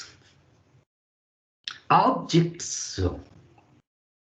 ಸತ್ಯವಾಗಿ ಇರುತ್ತಾ? ಇರೋದಿಲ್ಲ. ಆಬ್ಜೆಕ್ಟ್ಸ್ ಯಾವತ್ತೂ ಸತ್ಯವಾಗಿರೋದಿಲ್ಲ. ಆಬ್ಜೆಕ್ಟ್ಸ್ಗೆ ಇನ್ನೊಂದು ಹೆಸರು ಹುಸಿ ತೋರಿಕೆ, ತೋರಿ ಹಾರೋದು, ವಿಕಲ್ಪ, ಹಾವು, ಬೆಳ್ಳಿ, ನೀವೇನು ಬೇಕಾದರೂ ಕರ್ಕೊಳ್ರಿ. ಆದ್ದರಿಂದ ಹಾಗೆ ಸಬ್ಜೆಕ್ಟ್ ಮಾತ್ರ ಯಾವಾಗಲೂ ಇರ್ತಾನೆ ಅನ್ನೋದು ನಮಗೆ ಗೊತ್ತಾಗ್ಬಿಡುತ್ತೆ. ಅಲ್ಲಿಗೆ ಅಂದ್ರೆ ಆಗಮಾಪಾಯಿಗಳು ಅವೆಲ್ಲ ಬಂದು ಹೋಗೋದು ಆಗಮಾಪಾಯಿಗಳು. ಕರೆಕ್ಟು. ಒಟ್ಟಿನಲ್ಲಿ ಇವು ಆಬ್ಜೆಕ್ಟ್ಸ್ ಯಾವತ್ತೂ ಸಬ್ಜೆಕ್ಟ್ ಆಗೋಕ್ಕೆ ಸಾಧ್ಯ ಇಲ್ಲ. ಇಲ್ಲಾಗುತ್ತೆ, ವ್ಯವಹಾರದಲ್ಲಾಗುತ್ತೆ. ಆಬ್ಜೆಕ್ಟ್ ಸಬ್ಜೆಕ್ಟ್ ಆಗುತ್ತೆ, ಸಬ್ಜೆಕ್ಟ್ ಆಬ್ಜೆಕ್ಟ್ ಆಗುತ್ತೆ, ಹಿಂಗೇ ಹೋಗುತ್ತೆ. ಎಲ್ಲಿವರೆಗೂ ಹೋಗುತ್ತೆ? ನಾನು ನಿಜವಾದ ನನ್ನ ಸ್ವರೂಪಕ್ಕೆ ಬಂದಾಗ ಅಲ್ಲಿ ಅದು ಯಾವಾಗಲೂ ಸಬ್ಜೆಕ್ಟ್ ಆಗಿರುತ್ತೆ. ಅಲ್ಲಿಂದ ಅದು ನಾವು ಅಕಸ್ಮಾತ್ ಒಂದು ಪ್ರಶ್ನೆ ಹಾಕೋಣ, ಸ್ವಾಮಿ ಇಲ್ಲಿವರೆಗೂ ಬಂದ್ಬಿಟ್ಟೆ, ಈಗ ನಾನು ಅನ್ನೋದು ಸಬ್ಜೆಕ್ಟ್ ಆಯಿತು, ಅಕಸ್ಮಾತ್ ಅದಕ್ಕಿಂತ ಮೇಲ್ಗಡೆ ಇನ್ನೊಬ್ಬ ಇದ್ದು ಇದನ್ನು ಆಬ್ಜೆಕ್ಟ್ ಆದರೆ ಅಂತ ನೀವೇನು ಹೇಳ್ತೀರೋ ಅವನು ಕೂಡ ಸಬ್ಜೆಕ್ಟೇ, ಇವನೇ ಸಬ್ಜೆಕ್ಟ್. ಇವನಿಗಿಂತ ಹಿಂದೆಗಡೆ ಇಲ್ಲ. ಎಚ್ಚರ ಕನಸು ನಿದ್ದೆ, ಅಲ್ಲಿಗಿಂತ ಹಿಂದೆಗಡೆ ಎಲ್ಲಿದೆ ಇನ್ನೊಂದು? ಎಲ್ಲೂ ಇಲ್ಲ. ಹಂಗೆ ಹೋಗಕ್ಕೆ ಸಾಧ್ಯನೂ ಇಲ್ಲ. ಹಾಗೆ ಸೊ ಇಷ್ಟು ಎರಡು ಅವಸ್ಥೆಗಳಿಗೂ ಪರಮಾರ್ಥದ ತೋರಿಕೆಯಾಗಿರುತ್ತೆ. ಎಚ್ಚರ ಕನಸು ನಿದ್ದೆ ಬರೀ ಆಬ್ಜೆಕ್ಟ್ಸ್ ಆಗಿರೋದ್ರಿಂದ ತೋರಿ ಹಾರೋದು. ಪ್ರತಿಯೊಂದು ಬ್ರಹ್ಮ ಸತ್ಯ, ಜಗತ್ತು ಮಿಥ್ಯ. ಗಟ್ ಮಾಡಿಬಿಡ್ರಿ ಇದನ್ನ. ನೋಡ್ರಿ, ಇಲ್ಲಿ ಹೊಂದುತ್ತೆ. ಅವಸ್ಥೆಗಳು ಮಿಥ್ಯ. ಅವಸ್ಥೆ ಒಳಗಡೆ ಇರೋ ಅರ್ಧ ಡಜನ್ ಮಿಥ್ಯ, ಅಥವಾ ಏನಂತಾರೆ ಅದನ್ನ, ವಿಕಲ್ಪಗಳು. ಎಲ್ಲ ಒಂದೇ. ವಿಕಲ್ಪಗಳು, ತೋರಿ ಹಾರೋದು, ಇಲ್ಲದೆ ಇರೋದು, ಮತ್ತು ಹಾವು, ಬೆಳ್ಳಿ, ನೀವೇನು ಬೇಕಾದರೂ ಕರ್ಕೊಳ್ರಿ. ಸತ್ಯವಾಗಿರೋದಲ್ಲ. ಪರಮಾರ್ಥವನ್ನು ಒಡೆದು ಅದರ ಒಂದೊಂದು ಅಂಶವನ್ನು ಪರೀಕ್ಷಿಸುವ ಅಪೂರ್ಣ ದೃಷ್ಟಿ, ಕುಂದತನ ಏನು ಅನ್ನೋದು ನಮ್ಗೆ ಅರ್ಥ ಆಯಿತು. ಇವರೆಲ್ಲ ಏನು ಮಾಡಿದ್ರು ಅಂದರೆ ಪರಮಾರ್ಥ ತತ್ವವನ್ನು ತುಂಡು ತುಂಡಾಗಿ ಮಾಡಿ ನೋಡೋಕ್ಕೆ ಶುರು ಮಾಡಿದ್ರು. ಬರೀ ಎಚ್ಚರದಿಂದಲೇ ಎಲ್ಲವನ್ನೂ ನೋಡೋಕ್ಕೆ ಶುರು ಮಾಡಿದ್ರು. ಸಿಗಲಿಲ್ಲ ಇವರಿಗೆ. ಅಷ್ಟೇ ಮಾಡಿದ್ದು. ಅದಕ್ಕೆ ಇವರದು ಅಪೂರ್ಣ ದೃಷ್ಟಿ. ನಮ್ಮದು ಸಾರ್ವತ್ರಿಕ ಪೂರ್ಣಾನುಭವ, ಪೂರ್ಣ ದೃಷ್ಟಿ. ಅವ್ರದ್ದು ಅಪೂರ್ಣ ದೃಷ್ಟಿ. ಆದ್ದರಿಂದ ನ್ಯಾರೋ ದೃಷ್ಟಿ, ಸಂಕುಚಿತವಾದ ದೃಷ್ಟಿ. ಅದಕ್ಕೆ ಅವ್ರಿಗೆ ಸಿಗಲಿಲ್ಲ ಆತ್ಮ.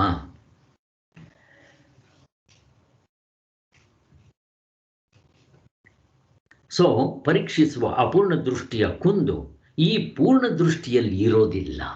ನಾವು ಉಪಯೋಗಿಸ್ತೀವಲ್ಲ ಪೂರ್ಣ ದೃಷ್ಟಿ, ಅದರಲ್ಲಿ ಇಷ್ಟು ಪ್ರಾಬ್ಲಮ್ ಏನೂ ಇರೋದಿಲ್ಲ. ಜ್ಞಾನವೋ ಸತ್ಯವೋ ಜ್ಞೇಯವು ಸತ್ಯವೋ? ಇಲ್ಲಿ ಪ್ರಶ್ನೆ, ಸತ್ಯವಾಗಿರೋದು ಒಂದಿದೆ, ಅದು ಆಬ್ಜೆಕ್ಟಾ ಸಬ್ಜೆಕ್ಟಾ ಸತ್ಯವಾಗಿರೋದು ಅಂತ ಪ್ರಶ್ನೆ ಕೇಳ್ತಾರೆ ಇಲ್ಲ, ಅಷ್ಟೇ. ಸೊ ನಿಜವಾದ ಸಬ್ಜೆಕ್ಟೇ ಸಬ್ಜೆಕ್ಟ್. ಯಾವುದನ್ನು ಅನ್ಬೇಕು ನಾವು? ಆತ್ಮನೇ ನಿಜವಾದ ಸಬ್ಜೆಕ್ಟ್. ನಮ್ಗೆ ಅದು ಪ್ರಶ್ನೆನೇ ಬರೋದಿಲ್ಲ. ಯಾಕೆ? ಅನುಭವದಿಂದ ನೋಡ್ಕೊತೀವಿ. 4 ಒಂದು ಶಾಸ್ತ್ರ ಹಾಗೆ ಹೇಳ್ತಾ ಇದೆ, ಮಾಂಡವ್ಯ ಉಪನಿಷತ್ತು, ಗೌಡಪಾದ ಕಾರಿಗೆ, ಎಲ್ಲರೂ ಹಾಗೆ ಹೇಳ್ತಾ ಇದ್ದಾರೆ. ಹೋಗ್ಲಿ, ಅವ್ರು ಹೇಳಿದ್ರು ಅಂತ ನಂಬ್ಕೋಬೇಕಾ? ಏನಿಲ್ಲ. ಶಂಕರಾಚಾರ್ಯರು ಹೇಳಿದ್ರು ಅಂತ ನಂಬೇಕಾ? ಕೃಷ್ಣ ಭಗವಂತ ಬಂದು ಹೇಳಿದ್ದಾನೆ ಅಂತ ನಂಬೇಕಾ? ನಂಬೇಡ್ರಿ ಅಂತಾರೆ ಶಂಕರಾಚಾರ್ಯ. ಮತ್ತು ಏನು ಯುಕ್ತಿ? ಯುಕ್ತಿ ಅಂದರೆ ಏನು? ತರ್ಕ ಉಪಯೋಗಿಸ್ರಿ. ಎಂಥ ತರ್ಕ? ಕುತರ್ಕ ಅಲ್ಲ, ಜಲ್ಪತರ್ಕ ಅಲ್ಲ, ಅನುಭವ ಗಮ್ಯವಾದ ತರ್ಕ. ಜನಕ ಮಹಾರಾಜ ಎಚ್ಚರಕ್ಕೆ ಬರಲ್ಲ, ಭಿಕ್ಷುಕ ಎಚ್ಚರಕ್ಕೆ ಬರಲ್ಲ, ಇವರಿಬ್ಬರು ನಿದ್ದೆಗೆ ಬರೋಲ್ಲ ಅಂತ ಯಾತ್ರಿಂದ ಗೊತ್ತಾಯ್ತು? ಅವನು ನಮ್ಮಪ್ಪ, ನಿಮ್ಮಪ್ಪ, ನೋಡ್ರಿ, ಎಲ್ಲರ ಅಪ್ಪ. ಅದಕ್ಕೆ ಅವನಿಗೆ ದೊಡ್ಡಪ್ಪ ಅಂತ ಹೇಳೋದು, ಪರಮಾರ್ಥ ಅಂತ ಅನ್ನೋದು. 3ನೇದು ಸಾರ್ವತ್ರಿಕ ಪೂರ್ಣ ಅನುಭವ. ಇದು ತುಂಬ ಹೆಲ್ಪ್ ಮಾಡುತ್ತೆ ನಮಗೆ. ಸಾರ್ವತ್ರಿಕ, ನಮ್ಮಪ್ಪಂದು ಅಲ್ಲ, ನಿಮ್ಮಪ್ಪಂದು ಅಲ್ಲ. ಇವರು ಹೇಳ್ತಾರೆ ಕ್ರಿಶ್ಚಿಯನ್ಸು, ಸ್ವಾಮಿ ನಮ್ಮ ಧರ್ಮ ಹೇಳೋದು ನಂಬ್ತೀವಿ ಅಂತಾರೆ. ಮುಸ್ಲಿಮ್ಸ್ ಹೇಳ್ತಾರೆ ನಮ್ಮ ಧರ್ಮ ನಂಬ್ರಿ ಅಂತಾರೆ. ಹಿಂದೂಗಳು ಹೇಳ್ತಾರೆ ನಮ್ಮ ಧರ್ಮ ನಂಬ್ರಿ ಅಂತಾರೆ. ಯಾವುದನ್ನು ನಂಬೇಕಿಲ್ಲಿ? ನಮ್ಮಪ್ಪಂದು ಅಲ್ಲ, ನಿಮ್ಮಪ್ಪಂದು ಅಲ್ಲ. ಅಲ್ಲಿ ಇನ್ನೊಬ್ಬ ಅಪ್ಪ ಇದ್ದಾನೆ, ಅವನ್ನ ಇಟ್ಕೊಳ್ರಿ, ಆಗ್ಬಿಡುತ್ತೆ ಅಂತ. ಸಾರ್ವತ್ರಿಕ ಪೂರ್ಣ ಅನುಭವ ಎಷ್ಟು ಚೆನ್ನಾಗಿದೆ ನೋಡ್ರಿ. ಇನ್ನೊಂದು, ಮುಕ್ತನಾಗಿ ನಿಂತ್ಕೊಂತಾನೆ ಬ್ರಹ್ಮಜ್ಞಾನಿಯಾಗಿ, ಇದೇ ಥರ ನೋಡ್ಕೊಂಡ್ಬಂದು ಅವನ ಅನುಭವ ತಗೊಳ್ರಿ. ಅವನು ಹಾಗೆ ಹೇಳ್ತಾನೆ ಶಿಷ್ಯನಿಗೆ. 4 ಸಾಲದ ನಮಗೆ? 4 ಜನ ಹೇಳೋದು ಒಂದೇ ಥರ ಹೊಂದುತ್ತೆ, ಇನ್ನೇನು ಬೇಕು? ಮತ್ತೆ ಅಷ್ಟೆಲ್ಲ 4 ಜನ ಯಾತಕ್ಕೆ? ನೀವು ಸಾರ್ವತ್ರಿಕ ಪೂರ್ಣ ಅನುಭವ ತಗೊಳ್ರಿ. ಪ್ರಪಂಚದಲ್ಲಿರೋ ಎಲ್ಲ ಜನಗಳನ್ನೂ ಕೇಳ್ರಿ, ಒಂದೇ ಆನ್ಸರ್. ಏನಂತ? ನಿದ್ದೆಯಲ್ಲಿ ಬೇರೆ ಯಾರಾದರೂ ಬಂದಿರ್ತಾರ? ಇಲ್ಲ ಸರ್. ಕರೋನಾ ಭಯ ಇರಲ್ಲ ಸರ್. ಅಲ್ಲಿ ನೀವು ನೀವು ಗಂಡಸಾಗಿರ್ತೀರಾ, ಹೆಂಗಸಾಗಿರ್ತೀರಾ, ನಪುಂಸಕನಾಗಿರ್ತೀರ? ಇಲ್ಲ ಸರ್. ನೋಡ್ರಿ ಹೆಂಗಿದೆ.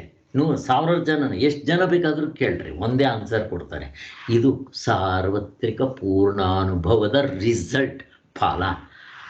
ಇದಕ್ಕಿಂತ ಮತ್ತೇನು ಬೇಕು? ನಾವೇನು ಮುಕ್ತರಾಗಬೇಕಾ? ಮೊದಲೇ ನೋಡ್ಕೊಳಕ್ಕೆ ಬರಲ್ವಾ? ಇದಕ್ಕಿಂತ ಪ್ರೂಫ್ ಬೇಕಾ? ಶಂಕರಾಚಾರ್ಯರು ಕೊಡೋದು ಹೀಗೆ. ಬೆಂಕಿ ಸುಡುತ್ತೆ, ಒಂದು ಗಿಣಿ ಹೇಳಿ, ಮಗು ಹೇಳಿ ನಂಬಬೇಕು. ಬೆಂಕಿ ತಣ್ಣಗಿದೆ, 100 ವೇದಗಳು ಹೇಳುತ್ತೆ, ನಂಬ್ತೀರಾ ಅಂತ ಕೇಳ್ತಾರೆ. ಹಂಗೆ ಅನುಭವ. ಇದು ಅನುಭವನ ಬಿಟ್ಟು ಹೆಂಗೆ ನೋಡೋದು? ಎಷ್ಟು ಚೆನ್ನಾಗಿದೆ ರೀ. ಅಲ್ಲಿಗೆ ಜ್ಞಾನವು ಸತ್ಯವೋ, ಜ್ಞೇಯವು ಸತ್ಯವೋ?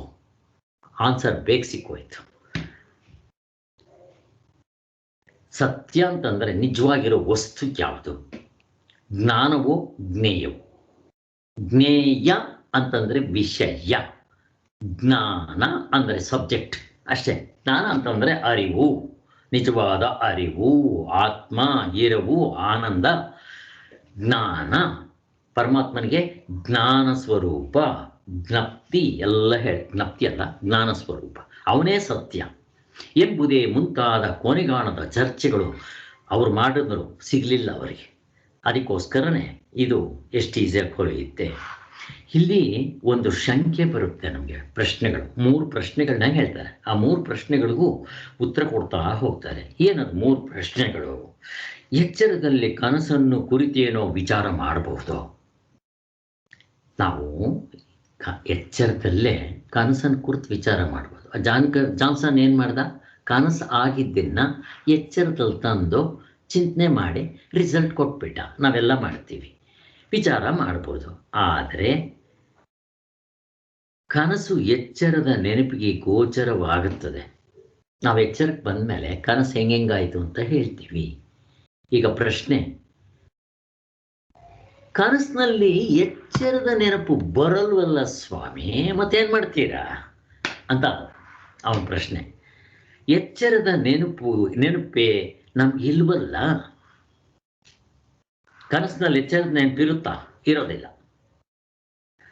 ಒಂದು ವೇಳೆ ಕನಸನ್ನು ಎಚ್ಚರದ ದೃಷ್ಟಿಯಿಂದ ವಿಚಾರ ಮಾಡುವಂತೆ, ಕನಸನ್ನು ಕೂಡ ಎಚ್ಚರದ ದೃಷ್ಟಿಯಿಂದ ವಿಚಾರ ಮಾಡುವಂತೆ ಜಾನ್ಸನ್ನು ಕನಸಿನಿಂದ ಎದ್ದು ಎಚ್ಚರಕ್ಕೆ ಬಂದು ಕನಸನ್ನು ಎಚ್ಚರದ ದೃಷ್ಟಿಯಿಂದ ವಿಚಾರ ಮಾಡೋ ಹಾಗೆ ಬೈ ಚಾನ್ಸ್ ಕನಸನ್ನು ಎಚ್ಚರವನ್ನು ಕನಸಿನ ದೃಷ್ಟಿಯಿಂದ ವಿಚಾರ ಮಾಡಿದರೆ ಅಂತ ಪ್ರಶ್ನೆ ಹಾಕ್ತಾರೆ ಅವರೇ. ಸಾಧ್ಯವಾದರೆ ವಿಚಾರ ಮಾಡುವ ಈಗಿನ ಅವಸ್ಥೆಯ ಅರಿವಿಗೆ ವಿಷಯಗಳು ಒಟ್ಟೆಂಬುದು ವಿಷಯವಾಗುವುದಲ್ಲವೇ? ಹೀಗೆ ನಾವು ವಿಷಯವನ್ನೇ ವಿಚಾರ ಮಾಡಿದಂತಾಗುವುದರಿಂದ ವಿಷಯ ರಹಸ್ಯ ಬೆಲ್ಲಿ ತಿಳಿದಂಗಾಯಿತು ಅಂತ ಅವರು ಪ್ರಶ್ನೆ ಹಾಕ್ತಾರೆ. ಇದು ಸ್ವಲ್ಪ ಕ್ಲಿಷ್ಟವಾಗಿದೆ, ಕಷ್ಟ ಏನಿಲ್ಲ, ಅದನ್ನ ಉತ್ತರ ಮಾಡ. ಎರಡನೇದು ಏನು ಹೇಳ್ತಾರೆ ಅವರು ಪ್ರಶ್ನೆ ಅಂತಂದ್ರೆ, ಹೀಗೆ ನಾವು ವಿಷಯವನ್ನೇ ವಿಚಾರ ಮಾಡಿದಂತಾಗುವುದರಿಂದ, ಈಗ ನಾವೇನ್ ಮಾಡ್ದಂಗಾಯ್ತು? ವಿಷಯವನ್ನೇ ವಿಚಾರ ಮಾಡ್ತಾ ಇದ್ದಂಗಾಯ್ತು. ಇನ್ನು ಸಬ್ಜೆಕ್ಟ್ ರಹಸ್ಯ ಎಲ್ಲಿ ತಿಳಿದಂಗಾಯ್ತು ಅಂತ ಅವ್ರು ಪ್ರಶ್ನೆ ಕೇಳ್ತಾ ಇದ್ದಾರೆ. ಯಾಕಾಗೋದಿಲ್ಲ? ನಾವು ನಾನು ಅನ್ನೋದು ಸಬ್ಜೆಕ್ಟ್ ಆಗಿದ್ದದ್ದನ್ನು ಆಬ್ಜೆಕ್ಟ್ ಗ್ರೂಪ್ ಹಾಕ್ಬಿಟ್ಟು ನೋಡಕ್ ಬಂತಲ್ವಾ, ಅದು ಆನ್ಸರ್. ಮೂರನೇದು, ಅಲ್ಲ ಸ್ವಾಮಿ, ನೀವು ಇವಾಗ ಏನು ಮಾಡಿದ್ರು ಎಚ್ಚರದಲ್ಲಿ ತಾನೇ ಮಾಡಬೇಕು. ಕನಸಿನ ಅನುಭವ ಎಚ್ಚರದಲ್ಲಿ, ನಿದ್ದೆ ಅನುಭವ ಎಚ್ಚರದಲ್ಲಿ. ಅಲ್ಲಿಗೆ ನೀವು ಎಚ್ಚರಕ್ಕೆ ಹೆಚ್ಚು ಪ್ರಾಮುಖ್ಯತೆ ಕೊಟ್ಟಂಗಾಯ್ತಲ್ವಾ ಅಂತ ಅವನು ಕೇಳೋದು. ನಾವೇನು ಮಾಡ್ತೀವಿ ಗೊತ್ತಾ? ನಿಜ, ಎಲ್ಲ ಎಚ್ಚರದಲ್ಲೇ ಮಾಡೋದು. ಕನಸಿನಲ್ಲಿದ್ದಾಗ ನನಗೆ ಹೇಗಾಗುತ್ತೋ, ಕನಸಿನ ದೃಷ್ಟಿಯಲ್ಲಿ ಇದ್ದಾಗ ಹೇಗಾಯ್ತೋ ಆ ಅನುಭವವನ್ನು ಎಚ್ಚರದಲ್ಲಿ ತಂದು ಚಿಂತನೆ ಮಾಡಬೇಕು. ಅರ್ಥ ಆಗ್ತಾ ಇದೆಯಾ ನನಗೆ ಗೊತ್ತಿಲ್ಲ. ನಿದ್ದೆನಲ್ಲಿ ನಾವು ಮಾಡಕ್ಕೆ ಬರಲ್ಲ, ಕನಸಿನಲ್ಲಿ ಮಾಡಕ್ಕೆ ಬರಲ್ಲ. ಆದರೆ ನನಗೆ ಕನಸಿನ ಅನುಭವ ಇದೆ. ಅವಾಗ ನಾನೇನು ಮಾಡಬೇಕು? ಕನಸಿನಲ್ಲಿ ಕಂಡ ಕನಸಿನ ಆ ಜಾನ್ಸನ್ ಕನಸಿನಲ್ಲಿ ಕಂಡು ಹೆಂಗೆ ಕಾಣ್ತಾನೋ ಅದನ್ನು ತಗೊಂಡ್ಬಂದು ಇಲ್ಲಿ ಚಿಂತನೆ ಮಾಡಬೇಕು. ಅವಾಗೇನಾಯಿತು? ಕನಸಿನ ಅನುಭವವನ್ನು ಚಿಂತನೆ ಮಾಡ್ದಂಗಾಯಿತು ಆಗುತ್ತೆ. ನಿದ್ದೆ ಅನುಭವ, ನಿದ್ದೆಯಲ್ಲಿದ್ದಾಗ ನಾನು ಚಿಂತನೆ ಮಾಡೋಕ್ಕೆ ಬರಲ್ಲ, ಅಲ್ಲಿ ಏನೂ ಇಲ್ಲ ಇನ್ಸ್ಟ್ರೂಮೆಂಟ್ಸು. ಮತ್ತು ಎಲ್ಲಿ ಮಾಡಬೇಕು? ಎಚ್ಚರದಲ್ಲಿ. ಹೆಂಗೆ ಮಾಡೋದು? ಗಾಢ ನಿದ್ರೆಯಲ್ಲಿದ್ದಾಗ ನನಗಾಗಿದೆಯಲ್ಲ ಅನುಭವ, ಆ ಅನುಭವ ಹಿಡ್ಕೊಂಬರ್ತೀನಿ. ಅದನ್ನು ನೆನಪು ಅಂತ ಕರಿತೀವಿ, ಅದಲ್ಲ ಅಂತ ತೀರ್ಮಾನ ಮಾಡ್ಕೊಂಡಿದ್ದೀವಿ. ಆಗಲಿ, ಅದೇನಾದರೂ ಇದ್ಕೊಳ್ಳಿ, ಅದನ್ನು ನಾನು ಹಿಡ್ಕೊಂಡು ಈ ವಿಚಾರ ಮಾಡ್ತೀನಿ. ಆಗ ನನಗೇನಾಗುತ್ತೆ? ಎಚ್ಚರದ ಜನಕ ಮಹಾರಾಜ, ಕನಸಿನ ಭಿಕ್ಷುಕ, ನಿದ್ದೆ ಬರಲಿಲ್ಲ. ಕರೆಕ್ಟು. ಆದ್ದರಿಂದ ಇದು ಯಾರಿಗೆ ಗೊತ್ತಾಯ್ತಪ್ಪ? ಅವನು ನಾನು. ಎಷ್ಟು ಈಸಿಯಾಗಿದೆ ನೋಡಿ. ನಾನಿವಾಗ ಎಚ್ಚರದಿಂದ ನಿದ್ದೆ ನೋಡ್ತಾ ಇದ್ದೀನಾ? ಅಲ್ಲ, ನಿದ್ದೆಯನ್ನು ನಿದ್ದೆ ಕಣ್ಣಿನಿಂದಲೇ ನೋಡಿದ್ದೀನಿ, ಮತ್ತೆ ಕನಸಿನ ಕಣ್ಣಿಂದಲೇ ನೋಡಿದ್ದೀನಿ, ಎಚ್ಚರವನ್ನು ಎಚ್ಚರದ ಕಣ್ಣಿಂದ ನೋಡಿದ್ದೀನಿ. ನಿಮ್ಗೆ ಅರ್ಥ ಆಗಿರ್ಬೇಕು ಅನಿಸುತ್ತೆ. ಇಷ್ಟು ಅರ್ಥ ಆಗಬೇಕು. ಹೀಗೆ ಮತ್ತು ಇನ್ನೂ ಒಂದು ಕೊನೆಯದು ಪ್ರಶ್ನೆ ಏನು ಅಂದರೆ, ಇಷ್ಟೆಲ್ಲ ಆಯ್ತಲ್ಲ ಸ್ವಾಮಿ, ನೀವು ವಿಚಾರ ಮಾಡಿದ್ದು ಎಚ್ಚರದಲ್ಲಿ ಆಗುತ್ತೆ ಅಲ್ವಾ? ಆದ್ದರಿಂದ ನೀವು ಎಚ್ಚರಕ್ಕೆ ಹೆಚ್ಚು ಪ್ರಾಶಸ್ತ್ಯವನ್ನು ಕೊಟ್ಟಂತ ಆಗಲಿಲ್ವಾ ಅಂತ ಒಂದು ಪ್ರಶ್ನೆ. ಆಗಲಿ, ನಮಗೆ ಕ್ವಶನ್ ಇರೋದಲ್ಲಿ ಎಚ್ಚರದಲ್ಲಿ, ನನಗೆ ದುಃಖ ಇರೋದಲ್ಲಿ ಎಚ್ಚರದಲ್ಲಿ, ನನಗೆ ಪ್ರಶ್ನೆ ಇರೋದಲ್ಲಿ ಎಚ್ಚರದಲ್ಲಿ, ನಾನು ಹುಟ್ಟುತ್ತೀನಿ ಸಾಯ್ತೀನಿ ಅಂತ ಅನ್ಕೊಂಡಿರೋದಲ್ಲಿ ಎಚ್ಚರದಲ್ಲಿ. ನಿಜ, ಕನಸಿನಲ್ಲೂ ಹೀಗೆ ಅನ್ಕೊಂತೀವಿ, ಬಟ್ ನನಗೆ ಅಲ್ಲಿ ಇವಾಗ ಸೊಲ್ಯೂಷನ್ ಏನು ಬೇಕಾಗಿಲ್ಲ. ಸೊಲ್ಯೂಷನ್ ಹುಡುಕೋಷ್ಟೊತ್ತಿಗೆ ಇಲ್ಲಿಗೆ ಬಂದುಬಿಟ್ಟಿರ್ತೀನಿ ಎಚ್ಚರಕ್ಕೆ. ನನಗೆ ಪ್ರಾಬ್ಲಮ್ ಇರೋದಲ್ಲೇ ಎಚ್ಚರದಲ್ಲೇ. ನನಗೆ ಎಚ್ಚರ ಸತ್ಯವಾಗಿದೆ, ಅದು ಎಚ್ಚರವೇ. ಇಲ್ಲಿ ಉತ್ತರ ಕಂಡುಕೊಂಡ್ರೆ ಅಲ್ಲೂ ಉತ್ತರ ಕಂಡುಕೊಂಡಂಗೆ ಆಗುತ್ತೆ. ಆದ್ದರಿಂದ ನನಗೆ ಪ್ರಾಬ್ಲಮ್. ಮತ್ತೆ ಸಾಧನೆ ಮಾಡೋದೆಲ್ಲಪ್ಪ ಎಚ್ಚರದಲ್ಲಿ. ಬ್ರಹ್ಮಜ್ಞಾನ ಪಡ್ಕೊಳ್ಳೋದು ಎಚ್ಚರದಲ್ಲಿ. ಕರೆಕ್ಟ್. ಗುರು ಇರೋದು ಎಚ್ಚರದಲ್ಲಿ, ಶಿಷ್ಯ ಇರೋದು ಎಚ್ಚರದಲ್ಲಿ, ಪ್ರತಿಯೊಂದು ಎಚ್ಚರದಲ್ಲಿ. ಆದ್ದರಿಂದ ನಾವು ಎಚ್ಚರದಲ್ಲೇ ವಿಚಾರ ಮಾಡಬೇಕು. ಹಾಗಾದರೆ ಎಚ್ಚರಕ್ಕೆ ಪ್ರಾಮುಖ್ಯತೆ ಕೊಟ್ಟಂಗಾಯ್ತಲ್ಲ ಅಂತ ಅವನು ಹೇಳಿದ್ರೆ ನೀನು ಸರಿಯಾಗಿ ಅರ್ಥ ಮಾಡ್ಕೊಂಡಿಲ್ಲ. ಸಾರ್ವತ್ರಿಕ ಪೂರ್ಣ ಅನುಭವ. ನಾವು ಕನಸಿನ ಅನುಭವದನ್ನು ಇಲ್ಲಿ ತಂದು ಚಿಂತನೆ ಮಾಡಿರೋದು. ಅವಾಗ ನಾವು ಎಚ್ಚರದಿಂದ ಚಿಂತನೆ ಮಾಡಿದ್ದೀವ. ನಾನು ಎಚ್ಚರದಿಂದ ಕನಸನ್ನು ಚಿಂತನೆ ಮಾಡಿದ್ರೆ ಬಿಡಿ ಸ್ವಾಮಿ ಅದೆಲ್ಲ ಬರೀ ಸುಳ್ಳು, ಅದರಲ್ಲಿ ಏನಿದೆ ಚಿಂತನೆ ಮಾಡೋಕ್ಕೆ ಬಿಸಾಕ್ಬಿಡ್ತೀನಿ, ಆಗೋಯ್ತು. ಬೇರೆಯವರೆಲ್ಲ ಹಂಗೆ ಮಾಡಿದ್ದು. ನಿದ್ದೆ ಸ್ವಾಮಿ ಅದೊಂದು ವೇಸ್ಟು. ಎಚ್ಚರದಿಂದ ನಾನು ನಿದ್ದೆನ ಚಿಂತನೆ ಮಾಡಿದ್ರೆ ಹಿಂಗಾಗ್ಬಿಡುತ್ತೆ, ಅದೊಂದು ವೇಸ್ಟ್ ಸ್ವಾಮಿ. ಅಲ್ಲೇನು ದುಡ್ಡು ಸಂಪಾದನೆ ಮಾಡೋಕ್ಕಾಗತ್ತಾ? ಜ್ಞಾನಾರ್ಜನೆ ಮಾಡ್ಕೊಳಕ್ ಬರುತ್ತಾ? ನಾನು ಅಲ್ಲಿ ಓದ್ಕೊಳಕ್ ಬರುತ್ತಾ? ಪಾಸ್ ಮಾಡ್ಕೊಳಕ್ ಬರುತ್ತಾ? ಅದರಿಂದ ಅದೊಂದು ವೇಸ್ಟ್ ಅಂತ ಹಾಕಿದ್ವಿ. ಇದು ಎಚ್ಚರದ ದೃಷ್ಟಿಯಿಂದ ಮೆಷರ್ ಮಾಡೋದು. ನಾವು ಹಂಗೆ ಮಾಡಿದ್ವಾ? ಇಲ್ಲ. ಹೆಂಗೆ ಮಾಡಿದ್ವಿ ನಾವು? ನಿದ್ದೆಯಲ್ಲಿ ಆಗಿದ್ದ ಅನುಭವ ಇಲ್ಲಿ ತಂದ್ವಿ. ಆ ಅನುಭವವನ್ನು ಎಚ್ಚರದಲ್ಲಿ ಪ್ರಶ್ನೆ ಹಾಕ್ಕೊಂಡ್ವಿ. ನಿದ್ದೆಯಲ್ಲಿ ಎಚ್ಚರದ ಜನಕ ಮಹಾರಾಜ ಬಂದಿದ್ನ? ಇಲ್ಲ ಸ್ವಾಮಿ. ಕನಸಿನ ಭಿಕ್ಷುಕ ಬಂದಿದ್ನ? ಬಂದಿಲ್ಲ ಸ್ವಾಮಿ. ಕಾಲ ದೇಶ ಕಾರ್ಯಕಾರಣ ಭಾವ ಇತ್ತ? ಇಲ್ಲ ಸ್ವಾಮಿ. 100 ಪ್ರಶ್ನೆ ಕೇಳ್ರಿ, 1000 ಜನ ಕೇಳ್ರಿ, ಎಲ್ಲರೂ ಒಂದೇ ಉತ್ತರ ಕೊಡ್ತಾರೆ. ಇದು ಸಾರ್ವತ್ರಿಕ ರಿಸಲ್ಟ್, ಅನುಭವ. ಹೋಗ್ಲಿ, ಕನಸಿಂದು. ಈ ಎಚ್ಚರದ ಜನಕ ಮಹಾರಾಜ ಕನಸಿಗೆ ಬಂದಿದ್ನ? ಬಂದಿಲ್ಲ ಸರ್. ನೋಡ್ರಿ, ಈಗ ಕನಸನ್ನ ಎಚ್ಚರದ ದೃಷ್ಟಿಯಿಂದ ನೋಡೋದು. ಕನಸಿನ ಭಿಕ್ಷುಕ ಎಚ್ಚರಕ್ಕೆ ಬಂದಿದ್ನ? ಬಂದಿಲ್ಲ ಸರ್. ಎಷ್ಟು ಚೆನ್ನಾಗಿದೆ. ಹೋಗ್ಲಿ, ಇಲ್ಲಿರೋ ಯಾವುದಾದ್ರೂ ಒಂದು ಆಟಮ್ ಗುಲ್ಗಂಜಿ ಕನಸಿಗೆ ಬರುತ್ತಾ? ಬರಲ್ಲ ಸರ್. ಕನಸಿನಲ್ಲಿರೋದು ಯಾವುದಾದ್ರೂ ಒಂದು ಆಟಮ್ ಗುಲ್ಗಂಜಿ ಇಲ್ಲಿಗೆ ಬರುತ್ತಾ? ಬರಲ್ಲ ಸರ್. ಎಷ್ಟು ಚೆನ್ನಾಗಿ ಹೇಳ್ತೀವಿ. ಅಲ್ಲಿಗೆ ಕನಸಿನ ದೃಷ್ಟಿಯಿಂದಲೇ ವಿಚಾರ ಮಾಡ್ತಾ ಇದ್ದೀವಿ, ನಿದ್ದೆಯನ್ನು ನಿದ್ದೆ ದೃಷ್ಟಿಯಿಂದ ವಿಚಾರ ಮಾಡ್ತಾ ಇದ್ದೀವಿ.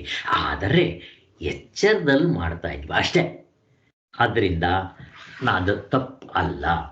ಮತ್ತೆ ಇನ್ನೊಂದು, ಲೌಕಿಕ, ವೈದಿಕ, ಪಾರಮಾರ್ಥಿಕ 3 ಇದೆ.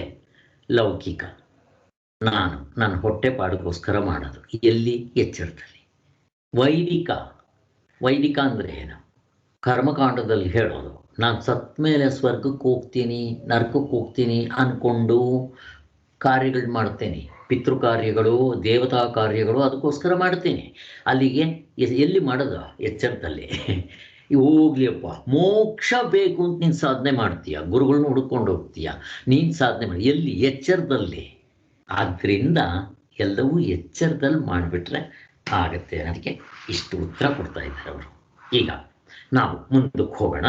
ಈ ಶಂಕೆಯು ಅವಸ್ಥಾತ್ರಯ ದೃಷ್ಟಿಯ ಮರ್ಮವನ್ನು ಚೆನ್ನಾಗಿ ತಿಳಿದುಕೊಳ್ಳುವುದರಿಂದ ಉಂಟಾಗತ್ತೆ. ಈ 3 ಪ್ರಶ್ನೆಗಳಿಗೆ ಉತ್ತರ ಬೇಕು ನಮಗೆ.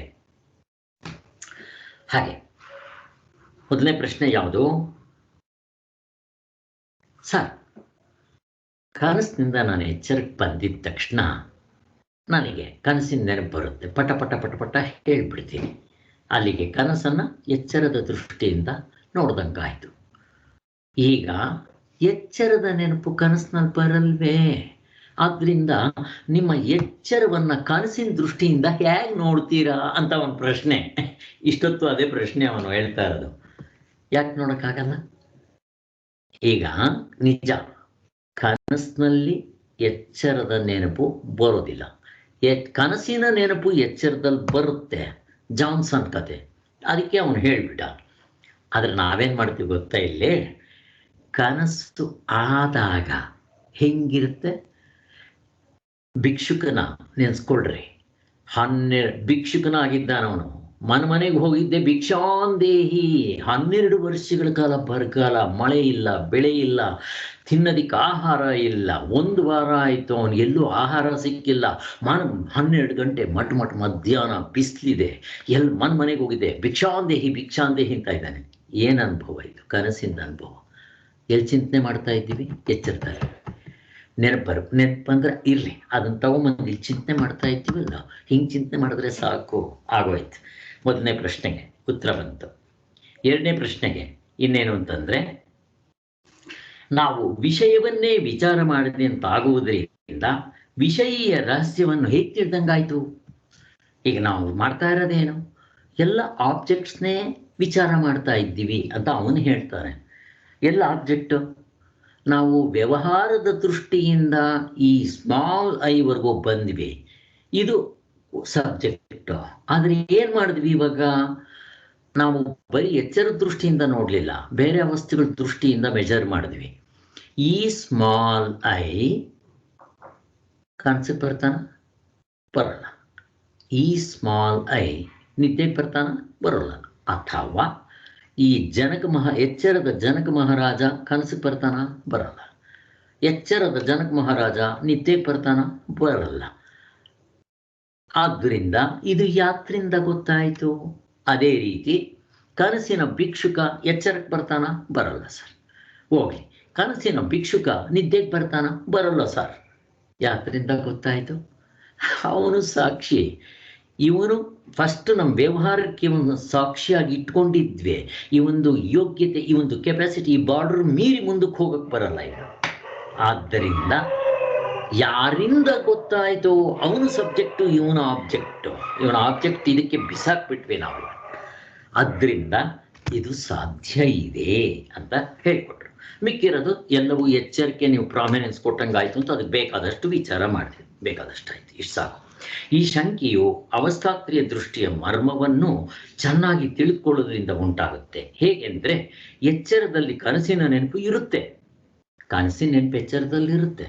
ಯಾರು? ಜಾನ್ಸನ್. ಕನಸಿನಲ್ಲಿ ಎಚ್ಚರದ ನೆನಪಿರೋದಿಲ್ವೇ? ಹೀಗಿರುವಲ್ಲಿ ಒಂದರ ದೃಷ್ಟಿಯಿಂದ ಮತ್ತೊಂದು ಪರೀಕ್ಷೆ ಮಾಡೋದು ಹೇಗೆ ಅಂತ ಒಂದು ಪ್ರಶ್ನೆ ಇತ್ತಲ್ಲ. ಈಗ ನಾವು ಚಿಂತನೆ ಮಾಡಿದ್ವಿ, ಗೊತ್ತಾಯ್ತು. ಎಂಬ ಆಕ್ಷೇಪವನ್ನು ಹಾಕುವವನು ತನ್ನ ಅನುಭವವನ್ನು ತಾನೇ ಅರಿಯದೇ ಇರ್ತಾನೆ. ಏಕೆಂದರೆ ಎಚ್ಚರದ ದೃಷ್ಟಿಯಿಂದ ಕನಸು ಕಡಿಮೆಯ ತರಗತಿ ಅವಶ್ಯವಾಗಿ ಕಂಡರೂ ಕನಸಿನ ದೃಷ್ಟಿಯಿಂದ ನೋಡಿದಾಗ ಕನಸು ಎಚ್ಚರವೆಂದೇ ತೋರ್ತಾ ಇರುತ್ತೆ. ನಾವು ಇವತ್ತೇ ಅದನ್ನು ಎಕ್ಸ್ಪ್ಲೈನ್ ಮಾಡಿದ್ವಿ. ಆದ್ದರಿಂದ ಆದರೂ ನಾವು ಚಿಂತೆ ಮಾಡಿಬಿಟ್ರೆ ಕನಸು ನಾನು ಅನುಭವಿಸೋದಾಗ ಅನುಭವ ಎಚ್ಚರಕ್ಕೆ ತಂದು ಎಚ್ಚರದಲ್ಲಿ ಚಿಂತನೆ ಮಾಡಿದ್ವಿ, ಸರಿ ಹೋಗುತ್ತೆ. ನೆನಪಿಗೆ ಬರುವ ಇದರಿಂದ ಸಹಜವಾಗಿದೆ. ಹೀಗೆ ಕನಸಿನ ದೃಷ್ಟಿಯಿಂದ ನೋಡುವಾಗ ಎಚ್ಚರವೇ ಇಲ್ಲವಾಗಿ ಬಿಡುವುದರಿಂದ, ಅಥವಾ ಎಚ್ಚರ ಕನಸುಗಳೆಂಬೆರಡು ಎಚ್ಚರವೇ ಆಗ್ಬಿಟ್ಟಿರುತ್ತೆ. ನಿಜವಾಗ್ಲೂ ಹೇಳಬೇಕು ಅಂದರೆ ಎಚ್ಚರವೇ, ಕನಸು ಅದು ಎಚ್ಚರವೇ. ಎರಡೂ ಕೂಡ ಅದಕ್ಕೆ ದೃಶ್ಯ ಪ್ರಪಂಚ ಅಂತ ಶಾಸ್ತ್ರನೇ ಆ ಕಡೆ ಕರೆದು ಬಿಡುತ್ತೆ. ಇದು ಗೊತ್ತಾಯ್ತು ನಮಗೆ. ಹೆಂಗೆ ಗೊತ್ತಾಯ್ತು ನಮಗೆ? ಒಂದನ್ನು ಒಂದು ದೃಷ್ಟಿಯಿಂದ ನೋಡಿದ್ರಿಂದನೇ ಗೊತ್ತಾಗಿರೋದು. ಅವೆರಡಕ್ಕೂ ಒಂದೇ ಬೆಲೆ ಅಂತ ನಿಶ್ಚಯ ಆಗೋಯ್ತು. ಇದಲ್ಲದೆ ಎಚ್ಚರದಲ್ಲಿ ಕನಸಿನ ನೆನಪು ಅಥವಾ ಕನಸಿನಲ್ಲಿ ಎಚ್ಚರದ ನೆನಪು ಇದೆ ಎಂದಾಗಲಿ, ಇನ್ನೊಂದು ಸ್ವಾಮಿಗಳು ಕ್ಲೀನಾಗಿ ಹೇಳ್ತಾರೆ, ನಾವು ಅಲ್ಲ ಸ್ವಾಮಿ ಅದ್ರ ಬಗ್ಗೆ ಬೇಕಾದಷ್ಟು ಚಿಂತನೆ ಮಾಡಿದ್ವಿ. ಅಲ್ಲ ಸರ್, ಕನಸಿನಲ್ಲಿದ್ದಾಗ ಎಚ್ಚರದ ನೆನಪು ಬರೋಲ್ಲ. ನಾನು ಕನಸಿನಿಂದ ಎಚ್ಚರಕ್ಕೆ ಬಂದಾಗ ಕನಸಿನ ನೆನಪು ಎಚ್ಚರದಲ್ಲಿ ಆಗುತ್ತೆ. ಹೇಗೆ ಅಂತ ಅದಕ್ಕೆ ನೆನ್ನೆ ಎಲ್ಲ ಬೇಕಾದಷ್ಟು ಚಿಂತನೆ ಮಾಡಿದ್ದೀವಿ. ಅದೇನು ಬೇಕಾಗಲ್ಲ. ಒಂದು. ಎರಡನೇದು, ನಾವು ಪರಮಾರ್ಥ ಚಿಂತನೆ ಅದನ್ನು ಹೇಳಕ್ಕೆ ಬಂದಿಲ್ಲ ಕೂತ್ಕೊಂಡು. ಅದು ಮಾಡೋಕ್ಕೆ ಕೆಲಸ ಇಲ್ಲದೆ ಇರೋ ಕೆಲಸ. ಇದ್ರ ನೆನಪಲ್ಲಿ ಬರುತ್ತೆ, ಅದ್ರ ನೆನಪು ಇಲ್ಲಿ ಯಾಕೆ ಬರಲ್ಲ? ಮತ್ತು ಆ ನೆನಪು ಬರೋಂಗೆ ನಾವು ತೋರಿಸ್ತೀವಿ ಕಟ್ಕೊಂಡು. ನನಗೇನೋ ಬೇಕು, ಅದರಿಂದ ನಮ್ಗೆ ಏನು ಲಾಭ ಇಲ್ಲ ಅಂತ ಸ್ವಾಮಿಗಳು ಹೇಳ್ತಾರೆ. ನೋಡ್ರಿ, ಓದ್ಬಿಡ್ತೀನಿ, ಅರ್ಥ ಆಗಿದೆ.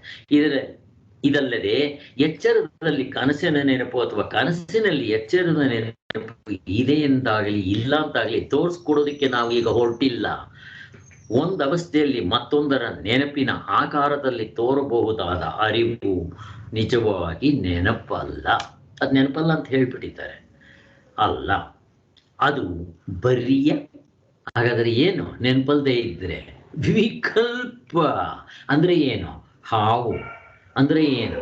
ಕನಸೂ ಸತ್ಯವಲ್ಲ, ಎಚ್ಚರವೂ ಸತ್ಯವಲ್ಲ, ನಿದ್ದೆಯೂ ಸತ್ಯವಲ್ಲ. ಈ ಸತ್ಯವಲ್ಲದೆ ಇರೋದನ್ನ ಇಟ್ಕೊಂಡು ಅಲ್ಲಿ ನೆನಪು ಬರಲಿಲ್ಲ, ಇಲ್ಲಿ ಬರಲಿಲ್ಲ ಅಂತ ಮತ್ತೆ ವ್ಯವಹಾರ ದೃಷ್ಟಿಯಿಂದ ಕೂತ್ಕೊಂಡು ಮಾತಾಡ್ತೀವಲ್ಲ, ಬೇಕಾ ಅಂತಾರೆ. ಈ ತೆಗೆದ ಕಡೆ ಪಕ್ಕಕ್ಕೆ ಬಿಸಾಕಿ ಅಂತಾರೆ. ಎಷ್ಟಿದೆ, ಹೆಂಗಿದೆ ನೋಡ್ರಿ. ಯಾವುದಕ್ಕೆ ಇಂಪಾರ್ಟೆನ್ಸ್ ಕೊಡಬೇಕು ಅದಕ್ಕೆ ಕೊಡಬೇಕು ಅಂತ ಹೇಳ್ತಾರೆ. ಆದ್ದರಿಂದ ಒಂದೊಂದು ಅವಸ್ಥೆಯಲ್ಲಿ ಮತ್ತೊಂದರ ನೆನಪಿನ ಆಕಾರದಲ್ಲಿ ತೋರಬಹುದಾದ ಅರಿವು ನಿಜವಾಗಿ ನೆನಪಲ್ಲ ಅದು. ಆದ್ದರಿಂದ ಅದು ಬರಿಯ ವಿಕಲ್ಪ, ಇಲ್ಲದೆ ಇರೋದು ಎಂದು ನಾವು ಈ ಮೊದಲೇ 120ರಲ್ಲಿ ವಿಸ್ತಾರವಾಗಿ ಪ್ರತಿಪಾದಿಸಿರ್ತೀವಿ. ಯಾವ ಜ್ಞಾನಕ್ಕೆ ಹೊಂದುವ ವಿಷಯವು ನಿಜವಾಗಿ ಇರುವುದಿಲ್ಲವೋ ಅಂಥ ಜ್ಞಾನಗಳು ವಿಕಲ್ಪವೆಂದು ಸಂಸ್ಕೃತದಲ್ಲಿ ಕರೀತಾರೆ. ವಿಕಲ್ಪ ಅಂತಂದ್ರೆ ಡಿಫೈನ್ ಮಾಡ್ತಾ ಇದ್ದಾರೆ. ವಿಕಲ್ಪ ಅಂದ್ರೆ ಏನು ಹೇಳ್ರಿ? ಅದು ಯಾವ ಅರಿವಿಗೂ ವಿಷಯ ಆಗೋದಿಲ್ಲ ಅಷ್ಟೇ, ಅದನ್ನ ವಿಕಲ್ಪ ಅಂತಾರೆ.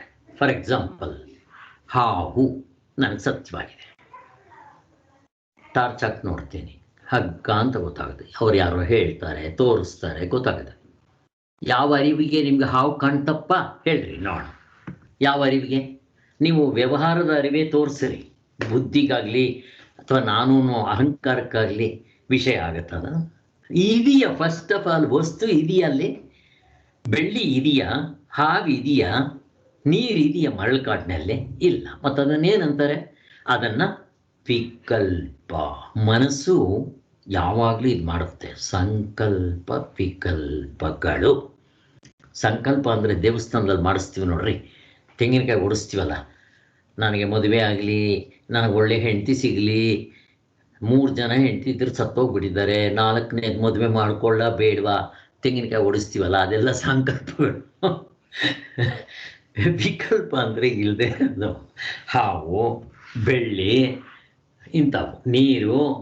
ಮತ್ತು ಪರಮಾತ್ಮನ ಬಿಟ್ಟು ಎಲ್ಲವೂ ವಿಕಲ್ಪವೇ.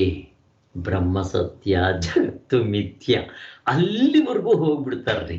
ಬಾ ನೋಡ್ರಿ ಹೆಂಗಿದೆ ಅಲ್ಲಿ ನಿಮ್ಮ ಅವಸ್ಥೆ. ವಿಕಲ್ಪ, ಅದನ್ನೇ ಹೇಳ್ತಾ ಇರೋದು. ಅವಸ್ಥೆಗಳು ವಿಕಲ್ಪ. ಹೋಗ್ಲಿ, ಅವಸ್ಥೆ ಒಳಗಡೆ ಇರೋದು ಅರ್ಧ ಡಜನ್ ಹೇಳಿ, ಒಂದೊಂದರಲ್ಲಿ 19, ಒಂದರಲ್ಲಿ 84 ಲಕ್ಷ, ಇನ್ನೊಂದರಲ್ಲಿ 14 ಲೋಕಗಳು. ನೀವು ಏನು ಬೇಕಾದರೂ ಹೇಳಿ ಸ್ವಾಮಿ, ಅದರ ಬೆಲೆ ಏನು? ಇಲ್ಲದೆ ಇರೋದು ವಿಕಲ್ಪ ಅಂತ ಹೇಳ್ತಾರೆ. ಸೊ ಅದಕ್ಕೆ ನಮ್ಮ ಮನಸ್ಸು ಗೊತ್ತಿಲ್ಲದೆ ಇದ್ದಾಗ ಹಿಂದಿಂದ ಯೋಚನೆ ಮಾಡ್ತಾ ಇರುತ್ತೆ. ಅದು ಸತ್ತೋಗಿರೋದು, ಪಾಸ್ಟ್ ಟೆನ್ಸು.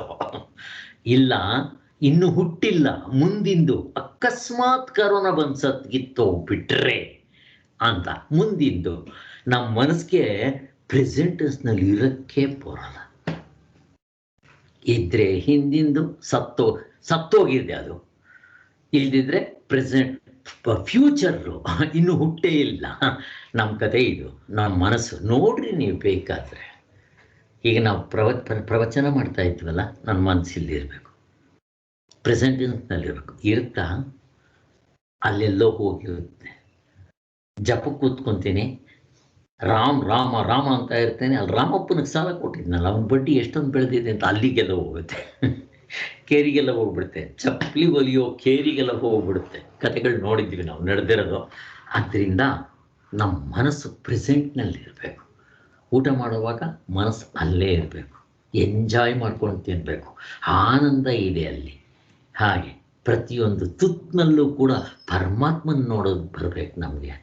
ಪ್ರತಿಯೊಂದು ವಸ್ತು ನೋಡ್ತಾ ಇದ್ದರೂ ಅದರ ಹಿಂದಡಿಕೆ ಪರಮಾತ್ಮನ ನೋಡೋಕೆ ಬರಬೇಕು. ಅಲ್ಲಿಗೆ ಕರ್ಮೇಂದ್ರಿಯಗಳ ಹಿಂದೆಡೆ ಅವನೇ, ಜ್ಞಾನೇಂದ್ರಿಯಗಳ ಹಿಂದಡಿಕೆ ಅವನೇ, ಅಂತಃಕರಣದ ಪ್ರತಿಯೊಂದರ ಹಿಂದಡಿಕೆ ಅವನೇ, ಪ್ರಾಣದ ಹಿಂದೆ ಅವನೇ, ಅವಸ್ಥೆ ಹಿಂದೆ ಎಲ್ಲ ಅವನೇ ಇರೋದು. ಅವನು ಬಿಟ್ಟರೆ ಇನ್ನೇನಿರುತ್ತೆ? ಹಾಗೆ ನೋಡೋದು ಬರಬೇಕು ನಮಗೆ. ಯಾವ ಜ್ಞಾನಕ್ಕೆ ವಿಕಲ್ಪ ಅಂತ ಕರೀತಾರೆ? ಉದಾಹರಣೆಗೆ ಆಗೋಯ್ತು, ಇನ್ನೊಂದೆರಡು ನಿಮಿಷ. ಉದಾಹರಣೆಗೆ ನೋಡ್ರಿ, ವಿಕಲ್ಪ ಅಂದರೆ ಏನು ಅಂತ ಹೇಳ್ತಾರೆ. ಹಾವು, ಹಗ್ಗ ಇವೆಲ್ಲ ಕರೆಕ್ಟೇ. ಅದೇ ಥರ ಇಲ್ಲದೆ ಇರೋದು ಮೊಲದ ಕೊಂಬು. ಮೊಲದ ಕೊಂಬು ಎಲ್ಲಿ ನೋಡಿ, ಯಾರು ನೋಡಿದ್ದಾರೆ? ಈ ಮೊಲಕ್ಕೆ ಫಸ್ಟ್ ಆಫ್ ಆಲ್ ಕೊಂಬಿಲ್ಲ. ಮೊಲದ ಕೊಂಬಿದೆ ಅಂದರೆ ಅರ್ಥ ಎಂಥದ್ದು? ಇನ್ನೊಂದು ಬಂಜೆ ಮಗ. ಬಂಜೆಗೆ ಮಕ್ಕಳೇ ಹುಟ್ಟೋದಿಲ್ಲ. ಇವನು ಬಂಜೆ ಮಗ ಅಂತಂದರೆ ಅರ್ಥ ಎಂಥದ್ದು? ಇಲ್ಲದೆ ಇರೋವನು ಅಂತ. ಅಕಸ್ಮಾತ್ ಅವನಿಗೆ ಯಾವ ತಪ್ಪು ಹೇಳ್ತಾ ಇದ್ದಾರೆ ಅಷ್ಟೇ. ಯಾರನ್ನೋ ತೋರಿಸ್ಬಿಟ್ಟು ಇವನು ಬಂಜೆ ಮಗ ಅಂತಂದರೆ ನಗ್ತೀವಿ ನಾವು. ಅರೆ, ಇವನು ಹುಟ್ಟಿದ್ದಾನೆ, ನಮ್ಮ ಕಣ್ಣೆದುರುಗಡೆ ಪ್ರತ್ಯಕ್ಷವಾಗಿದೆ ಅಂತ. ಇಲ್ದಿದ್ರೆ ಎಷ್ಟು ಜನ ಮಕ್ಕಳು ಇವರಿಗೆ ಅಂದರೆ, ಆ ಬಂಜೆಗೆ 4 ಜನ ಮಕ್ಕಳು ಅಂತ ಹೇಳ್ದಂಗೆ. ಅಂದರೆ ಯಾರೂ ಇಲ್ಲ ಅಂತ. ಬಂಜೆಗೆ ಎಲ್ಲಾದರೂ ಮಕ್ಕಳಾಗ್ತಾರ? ಮೊಲದ ಕೊಂಬು ಇರುತ್ತಾ? ಇರೋದಿಲ್ಲ ಅಂತ. ಈ ವಿಕಲ್ಪ ಅನ್ನೋದಕ್ಕೆ ಡೆಫಿನೇಷನ್ ಎಕ್ಸಾಂಪಲ್ ಹೇಳ್ತಾ ಇದ್ದಾರೆ. ಆದ್ದರಿಂದ ಅವಸ್ಥಾ ತತ್ವವನ್ನು ನಿರ್ಣಯಿಸುವ ಪ್ರಕ್ರಿಯೆಗೆ ಕನಸಿನಲ್ಲಿ ಎಚ್ಚರದ ನೆನಪು ಇಲ್ಲವೆಂಬುದರಿಂದಾಗಲಿ ಇದೆ ಅಂತಾಗಲಿ ಯಾವ ಹಾನಿಯೂ ತಟ್ಟೋದಿಲ್ಲ.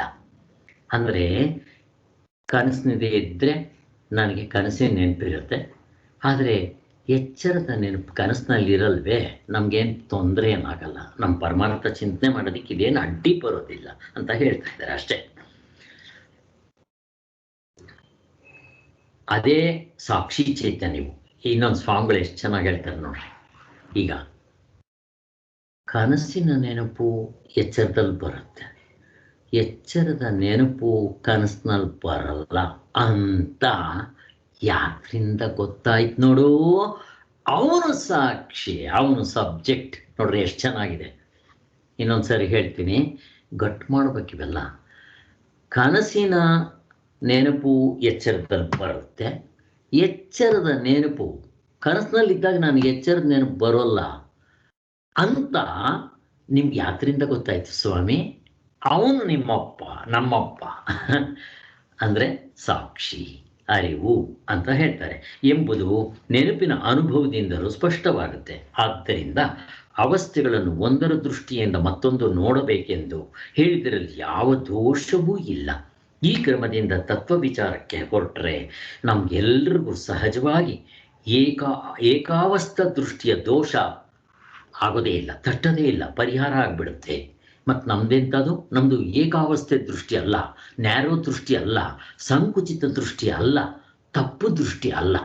ನಮ್ಮದು ಪೂರ್ಣ ದೃಷ್ಟಿ, ಬ್ರಾಡ್ ದೃಷ್ಟಿ, ಸರಿಯಾದ ದೃಷ್ಟಿ ಅಂತ ಹೇಳ್ತಾ ಇದ್ದಾರೆ. ಇಲ್ಲಿಗೆ ನಿಲ್ಲಿಸ್ತೇನೆ, ಮುಂದಿನ ನೋಡಿ. ಶಾಂತಿ ಶಾಂತಿ ಶಾಂತಿ. ಜೈ ಗುರು.